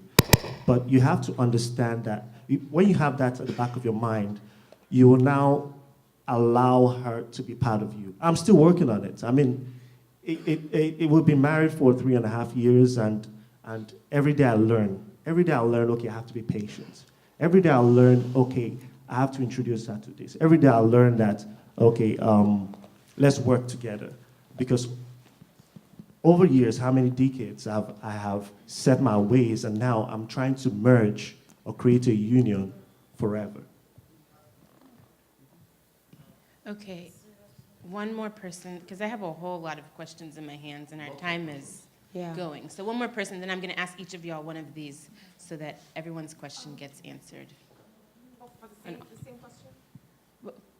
Ask me again. What did you say? I didn't hear you. No, you need to answer the same question. If you have something you'd like to respond to her question, if one You more person... don't have sex every day. If you want to get married for the purpose, because you're burning, you are burning. Let me go and hurry up. Let me just get married. I'm tired. Look, you don't have sex every day, okay? You don't have time for that. You ain't got time for that. That's number one. Number two, it does not always feel good. Y'all want me to keep it real, right? Don't, especially, this is the point where I want to talk this is a singles ministry. As many of you that you've been exposed to pornography and you watch pornography, you really need to please go on I want you to like me on Facebook, Joyce Sanni Ministries, and then I have a blog called Singles and Married. Actually, that's how I put it on there, but it's really supposed to be Singles and the Married. Single and Married, everything in caps. Just type it in, Single and Married in caps. I have a blog on there called Hollywood Sex, okay? If you've been exposed to pornography, you've watched pornography, you have this idea in your head that sex is supposed to be a certain way. So your question is, what are the day-to-day things that people are in this fantasy, like, oh, when I get married, he's gonna cock my leg up like this, and he's gonna do all that, and all this and all that. You're gonna be really disappointed, because pornography is lights, camera, action. They didn't tell you when they got the lubrication. They didn't show you when they took five-hour break on that same cut. They didn't show you all that. They just saw you going and going and going like a black stallion, and Energizer bunny, act like he all, you know. They didn't show you. God, I apologize for being a little bit graphic, because I know you guys are single. But they didn't show you when he lost his erection. It took him 5 hours to get this stuff, to start going for that shoot again. They didn't show you any of that. So a lot of people come in a marriage having this idea that, oh yeah, you know, my husband, he's going to be a stallion, and we're going to, you know, or my wife, she's going to be able to, you know, handle everything and all kinds of pornography. Pornography has ruined a lot of people's mind. How the right idea of sex, it has destroyed it. It's become a fantasy, and it's nothing. Real sex, it's nothing like pornography. So you're gonna have to, when you get married, you have to learn your spouse. I truly believe in, I mean, with my married, when I do a marriage conference, I spend a lot of time with sex, because I feel that it should be done the right way. You should be, you know, some women they don't know what is supposed to happen. Like, they don't know what's supposed to happen with their bodies. But I just want you to understand that it's not every day. You don't do it every day. Okay? And you don't, that's one. So I talked about sex as far as, you know, fantasies of, oh, I want to get married. You are not always going to be happy every single day, like, oh, I just love my husband. You love him, but you ain't going to like him every day. You love her, but you ain't going to like her every day. Some days they just like, God, get me through today. Sometimes I'm a prayer point for my husband. He's going to pray, God, Lord, help me with Joyce. And the same thing with me. So it's not, you know, I say marriage is not a bed of roses. My husband says marriage is a bed of roses because there are thorns in it. I guess he's right. He's more right. That marriage is a bed of roses in that, remember that a rose has thorns in it. And I don't know, I've gotten poked by one before. It hurt so bad I was bleeding. You cry sometimes. Marriage is tough. Marriage is not easy. I told you, I was saying it as though I was laughing. There are many days I cry and still cry. Because some days it's just so tough. I'm like, I shouldn't have rushed my single life, man. I should have enjoyed myself. Because even within ministry, sometimes, you know, I'm submissive to my husband, and if I get an invitation and he doesn't want me to go, I don't go. But sometimes I feel like I want to go to, when I go on, so sort of like what I'm going to do now is sort of like a tour, a mini tour, because I'll be gone for 2 weeks. I'd rather be gone for like a month. And, you know, I said, oh, I want to go, besides Nigeria and Ghana, I want to hit Togo. And he's like, girl, you need to come home, which is true. But that's a compromise right now. You don't have to answer to a wife, or you don't have to answer to a husband. So I will say, enjoy your single life. because when you come together and two cultures, like Valentine was saying, you have two whole cultures, family structure, different lifestyles. Like this guy said, when he wakes up, the wife, his mom makes breakfast for everybody, but the wife, when she gets up in her household, their daddy gets up and makes tea and bring it to all his daughter's room. So when they got married, he's waiting for her to get up and go and cook breakfast like his mama does. And she's waiting for, when is this dude gonna get up and go get me some tea? So they're both in bed. They done did 3 rounds and they can't do no more, of the new stuff that they just got a license to do. So they're both laying in the bed like, who's gonna get up? Marriage is hard work. And let me tell you, you have to work at it. It's not, oh, we're married now, everything is just gonna work itself out. No, it's a job, a full-time job, and it's not easy. There's different things. It's not like, ooh, I'm just gonna skate through. No, it's tough. Pastor AK? It's tough, man. But so You gotta work it to get it. Okay. Sometimes you're in that kitchen, your back hurts, your knees hurt, your eyes are watering from the onions. But when you're done with the cooking, if you want it to taste, you gotta do the work that comes with it. That's right. And that's what these days we just are not ready for. Yeah. And what comes with marriage is you have to have a baby, and that hurt too. I'm gonna tell you, right? It hurts when you in labor. Lord, oh, it's real labor indeed, girl. It hurts. Yes. Next question. Okay, I have 5 questions. Onyx, do you still have a question? Oh, I'm gonna let Onyx ask his question first, then I'm gonna ask these. And so if y'all answer quick so that we can get through all of these. Thank you. My question is real quick. It's about your finances. Do you guys have joint accounts, or what's the recommendation? I can speak on that. We have a joint account. What works for us is we have a budget that we work with. And to make the whole budget thing... it helps that she's an accountant, the funny thing is, I am the accountant, but my husband is the one that kind of does the budgeting thing, which is very funny. But what we do is we have a budget and we list all the things that we spend money on. To make the whole thing fun, we named our budget expenses, because our last name is Okonkwo, so instead of expenses, we call it expenses. So I'm like, send me the latest expenses. Let's see, what's been paid. So we do that. That kind of helps us with our finances. And then in there we have pocket money for each person. And then things that are important to each one of us, we'll put it on there. Like for me, I have hair. That's part of our budget, like money for Jimmy's hair, like money to get Jimmy all dolled up and stuff. That's aside from Jimmy's pocket money, because I'm like, that's like my pocket money. That's, so, but what I'm trying to maintenance. say, whatever, high maintenance.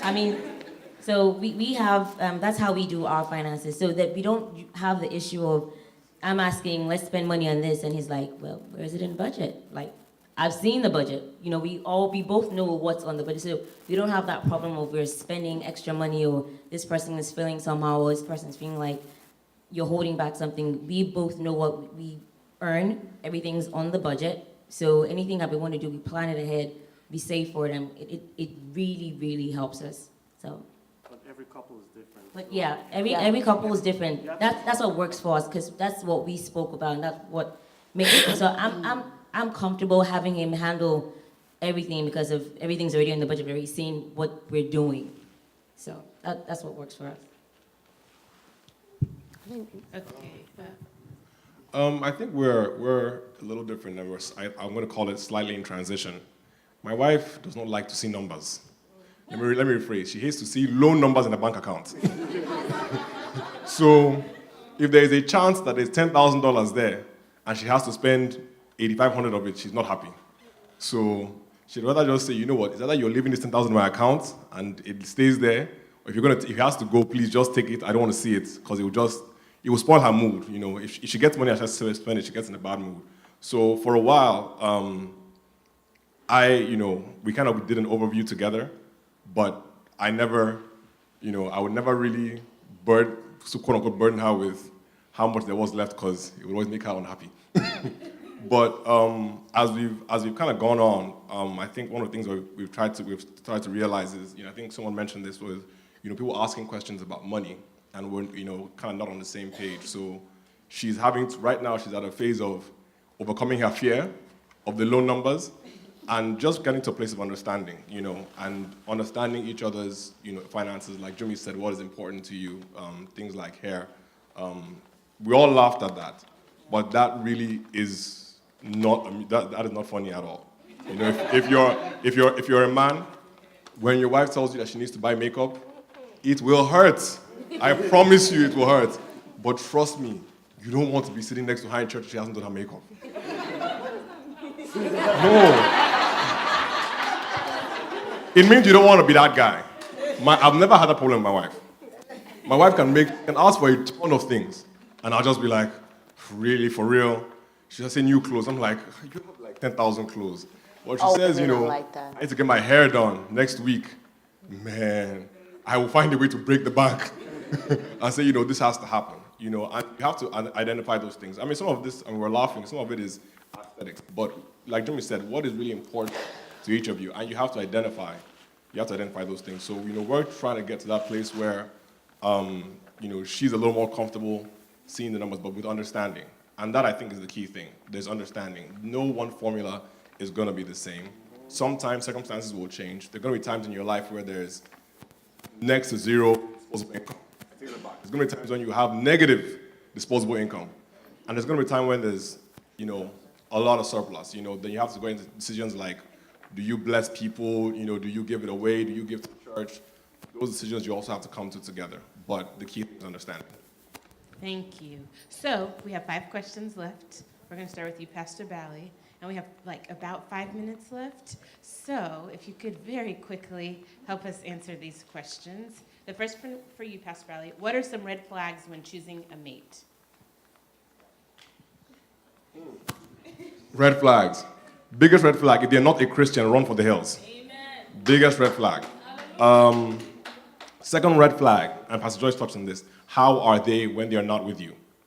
When they're not on a date, when they're not in that presentation, lights, camera, action mode, how are they? So how are they with their friends?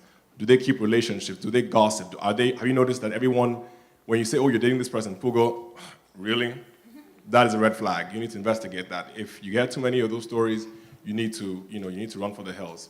And lastly, I'm sure I have a few things, but because we have to be quick. How are they with the people that they don't need? Now, I said, how are they with their friends, right? That's one thing. How are they when you go to restaurants? How are they when they meet the little old lady on the street who needs to cross the road? Do they ignore? Are they dismissive? Do they make snark remarks? Or do they help? Those are the things that reveal character. It's not when you're on a date. It's not when you're at the movies. It's not when you get all dolled up. It is when you're on the street and the opportunities come to show your real character. That's what you should look out for. Thank you. Next question, Ada.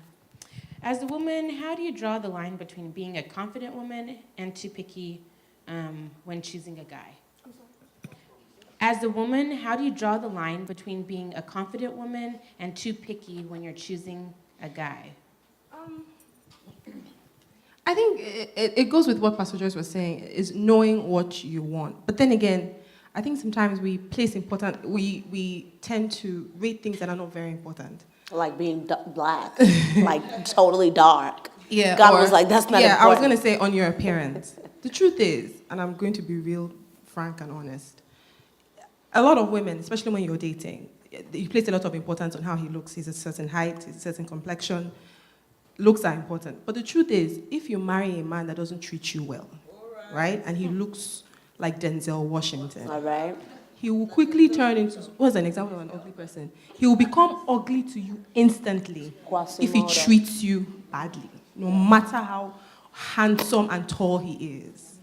If he treats you badly, he will always look like dirt to you. That's right. So I'm not saying that appearance is not important, but it shouldn't be the top of your list. So, so you're saying confident and being too picky. It's okay to be picky on how a guy behaves. It's okay to be picky on how he treats other people. It's okay to be picky on how hardworking he is, if he's industrious. That's important, maybe because it's the Igbo girl in me. But I have to know that.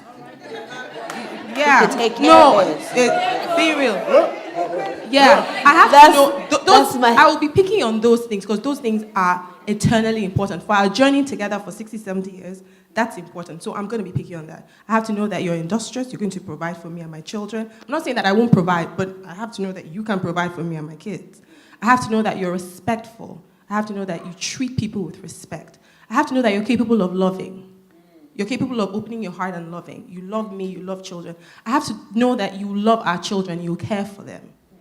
Looks are not important. I mean, I'm not saying that he shouldn't be well-groomed. There's a difference. He should be well-groomed. And like Pastor Joe was saying, you smell nice, you have good breath, all those things can be fixed. But if you're picky about him being 6'1", and Light you know, a skin certain with curly hair. those are things that you shouldn't be picky about. Thank you. I want me a light-skinned man. Valentine. The next question is it okay to be scared of marriage? Yes, it is. Yes. Oh, yes, totally yes. Yes, because this is for the rest of your life. There is no going back. I remember the sermon they had, sermon they had on my wedding day. They said, marriage is just like a car that doesn't have any reverse, no brake, no reverse, no left, no right. Once you enter it, you just keep going. There's no divorce in the dictionary when you marry. So yes, it's because you spent your life being able to do things the way you want it, but now it's going to be all an agreement, right? So there's sometimes you could say, oh, I'm going to get up this morning and just go here. Like Pastor Joyce was saying, or she might want to go for a trip that she'll go from Togo to Ghana and the rest of it. But now it's a decision between she and her husband. Say instead of going 4 weeks, let's do 2 weeks, right? So you might not be able to get everything that you want, but there's always a compromise. Yes, right. we'll be scared. Next question, Jumi. How do you find out important things about a potential mate who has difficulty with communication?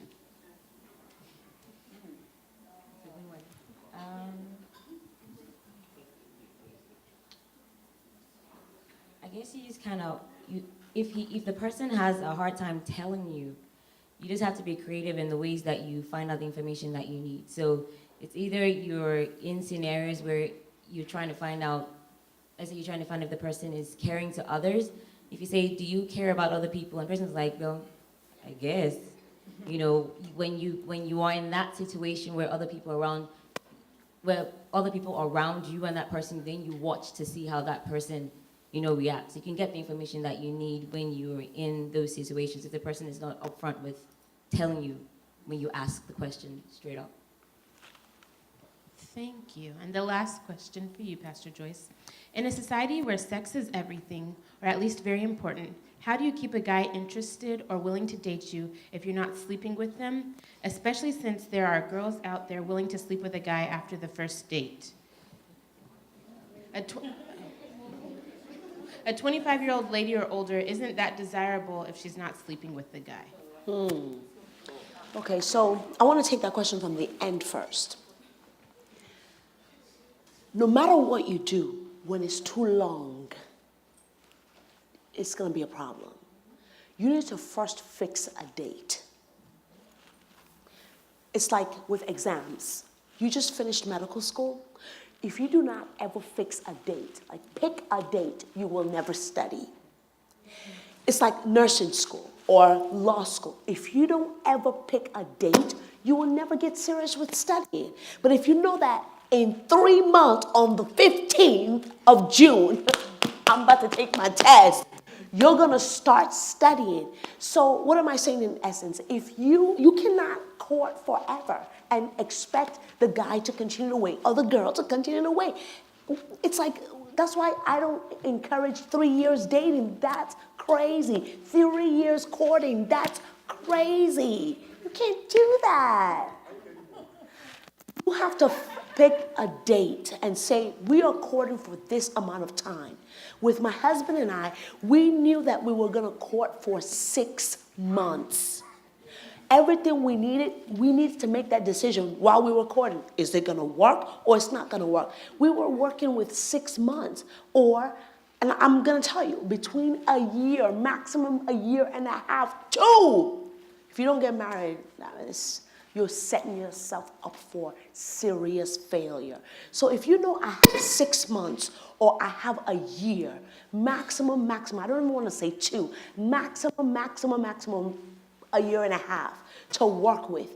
How do you engage someone? In their mind. You talk about things that are gonna make them want to, you're not even thinking about sex because you're talking about things in the Word of God. By the time my husband and I, we could be in the room. Even now that we're married, it's not all about sex. I told you we ain't doing it every day. We're in the room and he shares scripture with me and we're messing each other up like, oh my God, I'm punching him and oh my God, this is such a revelation, this is crazy.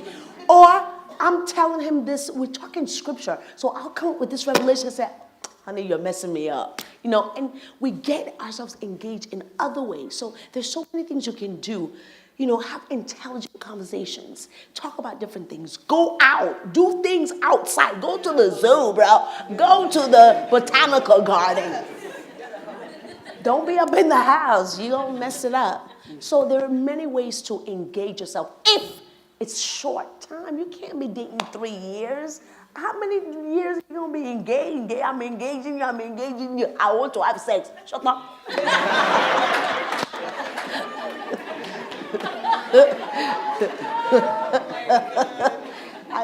I keep it real. Okay, our final 2 questions, just 2, quick. Okay, my question kind of has to do with what Pastor Joyce just said. So you started with setting a date. Okay. Having the time frame and all of that stuff. But doesn't that contradict the whole issue of being pushy? Because you did talk about, not being pushy, Right. not being, so as the Right. girl, you're supposed to just respect Right. yourself and probably go to your house and cry. Right. Whatever, but, Yes. if you're asking for the date or trying to set a date, you're kind of being pushy as well. Well, it depends on how you go about it. So, sometimes you don't have to. The guy does it for you. Like, in my situation, I thought we should at least, okay, so you've made it known that you want to marry me. I'm cool with that. I already told God I would say yes. Now, let me finish medical school. He said, what? Wrong. We're going to do it in 6 months. So he set the date right off the bat. And so I knew I had 6 months. And within those 6 months, I went home maybe once. And that was tough. To try to keep him away, that was tough. I'm going to keep it real. It was tough. But, so let's say he doesn't. Some guys, that's another way you can figure out, is this person the kind of person I really want to be with?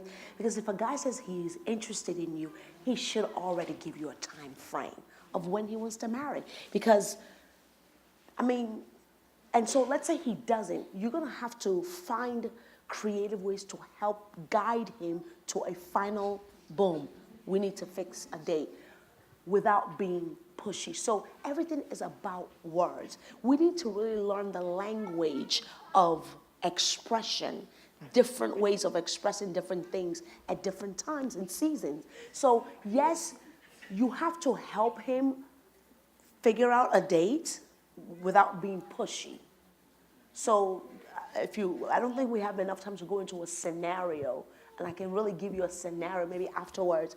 He can give you a scenario on how you can, without being pushy, like, come on now. Being all rude and out of your face. There's a way to do it. April has our very last question. Yay. My question is concerning premarital sex. 2 people that are, I had this discussion with a friend the other day, but 2 people that are Christians that are dating, and they happen to set themselves up and they fall, they have sex. Is there no potential for that relationship to end in marriage? Or, are we saying, because I grew up under pastor as well, where, okay, I've heard it and I've discussed it so many times where once he has sex with the lady, he has no, like, they're not gonna get married. Right. So with that being said, if two people do end up making a mistake as such, should they give up on the idea of them getting married, or? See, everybody's different. That was just your pastor. Once he does it, you finish. That's it. That was just him. But there's always one thing that we must always understand in God is a God of second chance. He's a God of restoration. If you fall with someone that you want to marry, my first advice is go to your pastors and keep it real. Pastor, we have done it. And they will then counsel you back on your feet.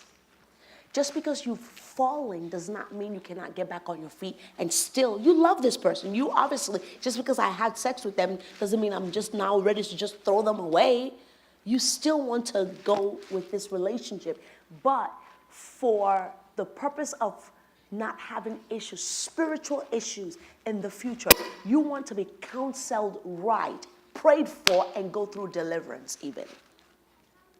Because when you open the door for the serpent to come in, the serpent will bite. And there's so many things that happens when you really do, if you don't go for prayer and deliverance. If you cannot wait, I always say this, it makes it very simple for everybody. You cannot wait with this individual that you want to spend the rest of your life with. You had sex with them. Guess what? It's going to come a point in your life and in your marriage. Somebody's going to be cute and come along and you have no self, what is it? Discipline, control. So it's important for you to hold that tight and understand, if I can break with you, that means you should expect, you tell a guy that, he's putting pressure on you. If you're pressuring me and I can break with you, that means I can break in our marriage. Bottom line. Because I'm holding a covenant right now with God that I'm holding it together. And you saying, push me, you push me.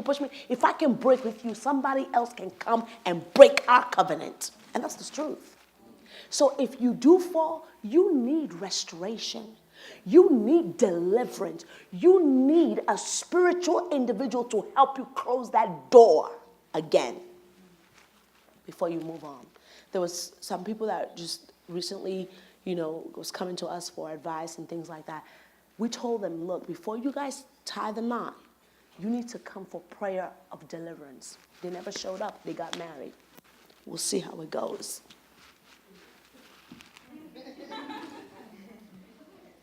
Amen. Amen. Can I steal a minute? Absolutely. Sorry, I think the last couple of questions, or last 2 or 3 questions, it had to do with premarital sex. And I think there's one premise I kind of noticed along all the questions.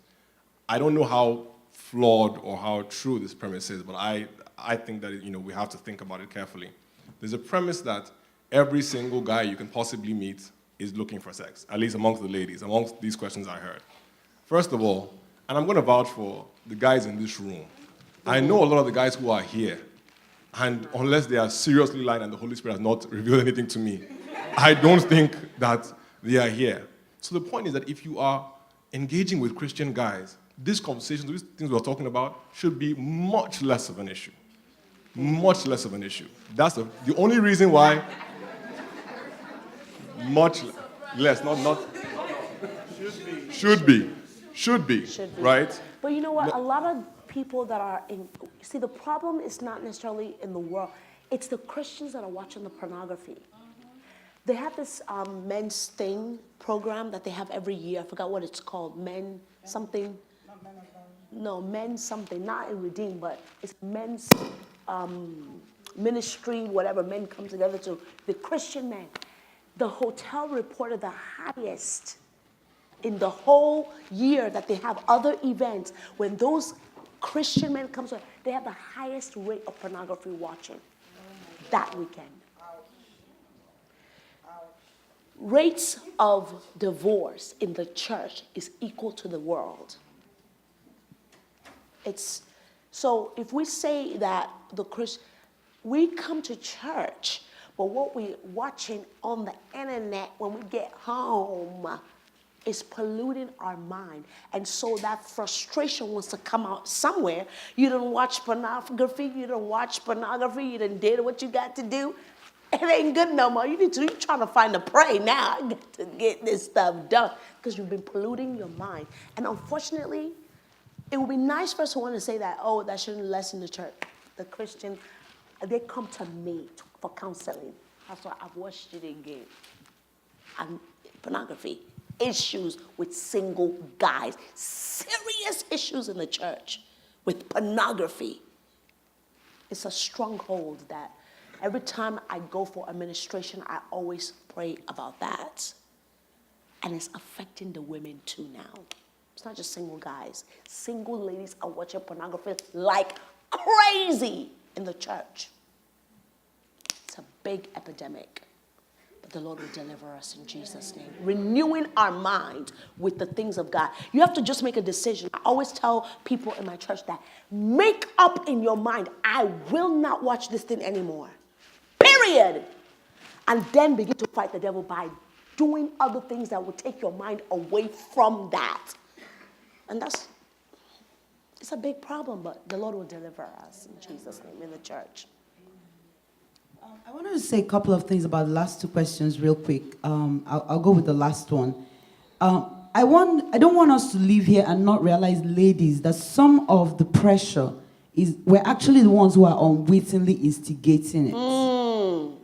Ladies, there are some of us that the way that we dress, I hate to be that pastor's wife, but the way that when you walk past me, I'm a lady, I'm like, oh my God. If you are in a room having a romantic dinner with your significant other, you're not married, and you're dressed like that, if he is not sexually aroused at what he's looking at, there Something is a is problem. wrong. I won't even marry him because that means that after we're married, there won't be anything going on. Okay? Bubbles all out. I just have to be honest with you. Ladies, a young lady asked a question at the meeting we had at the Bible study, and she said, with so many women in the church, how do I attract a guy if I'm not dressed sexy? And I almost died.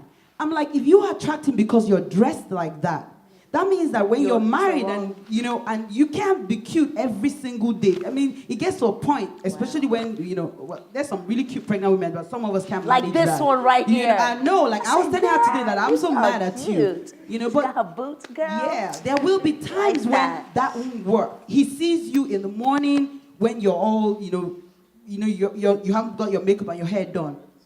Yeah, thank you. The long and short of it is, if he's attracted to you simply because of how much skin you're showing, when you're not showing skin, somebody else shows skin, there will be a problem. Yeah. So I've got to beg you guys, listen, in the people who come to us to beg us about the way the ladies dress, it's not the women, it's the men. Yeah.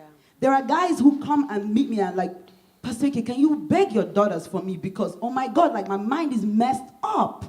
So I'm begging them now on your behalf, because there's so many of you here. Ladies, watch the way that we dress. When we're going out to, it's Valentine's Day, we're not yet married. I mean, look at yourself. If you look hot, smoking hot, something will catch fire. So it just will. And if it doesn't, man, that means there's nothing there, and you better start praying a different kind of prayer. So that's number one. Another thing is, if we ladies, we like to be touched, we like to, to get all romantic, we like to be hugged and to be kissed and all of that. For most guys, when that train leaves the station, it has to land somewhere. And so I suspect that some of the reason why we have such a problem with pornography with the men is pornography is addictive. It starts when they are being aroused but cannot go all the way. So that becomes an outlet. Most of the single guys I know who it becomes a problem and stronghold, they started it when they were either engaged or when they were single. And then it possesses them. So they think, I'll stop this when I'm married and I can actually do it. And they get married and find out it's an addiction. That's right. And it's as strong as alcoholism. It's as strong as being hooked on cocaine. I'm talking about people who their lives are being destroyed. Their wives are leaving them and they can't stop. So don't play with it. Don't go there. Don't touch it. That's number one. Number two, when we talked a little bit earlier about the guy's not... let me try and put it very carefully. The lady who asked a question about not being pushy and the guy not giving you a date. I get very worried, very, very worried, because I love you all. when a guy wants to marry you, and other than physical, it's not possible right now. He's not a little bit in a hurry. Man, when my husband asked me to marry him, it was like, baby, if we don't marry tomorrow, man, I don't know how I'm going to make it. There has to be an element of urgency. Gotta, not that yesterday, today yeah, that and I'm tomorrow, not talking about yes, I'm not talking about just sex. I mean, I can't bear to be without you. I want to talk to you. I mean, he would leave work every day, and no matter how late it was, drive to my campus. I would sit in his car and talk a little bit. But like, I can't sleep until I talk with you. I have to get married because I'm going to lose my mind. If there isn't an element of that, I suggest you come and talk with me. Let's figure out, is it commitment issues? Is there really, let's talk about, like somebody said, let's talk about it. If you're begging him every day, you're cooking, you're calling your auntie, you're calling his mother, everybody's asking him, so when, and he can't put a date, baby girl, start to pray because it's a problem. Look somewhere else. That means that you're not, Pastor Joyce, how can I put it? Look somewhere else. Thank you. And it goes back to what I was saying earlier. She said it. It goes back to what I'm saying earlier. He will allow you to miss your blessing. There's some people called time wasters. He's holding you until you get. Let me tell you this recent ministers' conference, the general overseer said that we should pray that our tide, I think you were there, Pastor Bali, that our tide does not pass us. Okay? There is a season and a time for everybody. There's a time where you are full-blown flower. And then guess what? When a flower, have you ever bought tulips for Mother's Day? They're closed. And then they open up. You'll be wondering, is it the Sprite that I put in this thing or just the water? It opens up fully. When it gets to its fullest potential, it begins to wither. And if you allow a man to waste your time past the season and the time that God has put the glory on you for the man to recognize you because somebody is wasting your time, somebody else can't talk to you, you miss the tide. You realize that 30 comes, 31 comes, 32, and you're wondering, oh my God, just let him be in trousers, period. I'm not making it. You cannot let somebody waste your time. And so there, you can't say that that's being picky. That's not being picky. That's being, give him a year. Be calm, be cool for a year. You ain't speaking nothing. Ain't no ring on the finger yet. Something wrong. And then on a final note, I just want to say, being sexy is not in just clothes. It's not. When I don't have my hair on and I'm not in my gold pants, I'm home. My husband, he uses the word specifically. I think you're so sexy. Sexy is in your attitude. It's in the way you laugh. It's in the way you move. It's not about, I wear spinky. It's not about that. Look, we all differently endowed, right? So you can, no matter how much you package yourself, I've seen women who they're clothed and covered from head to toe, and they're very sexy. Covered. They got it all covered. You can't see a line, and very sexy. Sexiness is not about what you wear, how much you reveal.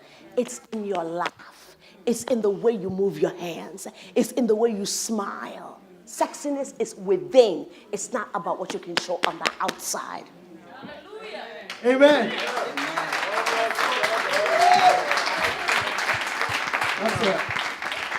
That's a good take home.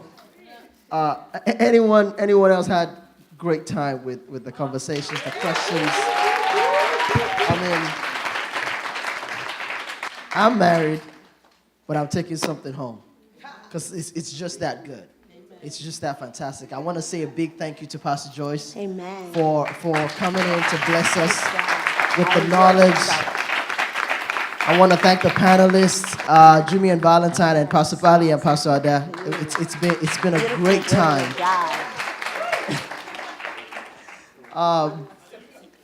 One thing we want to start doing with Spaces is that we want to take it to the next level. Amen.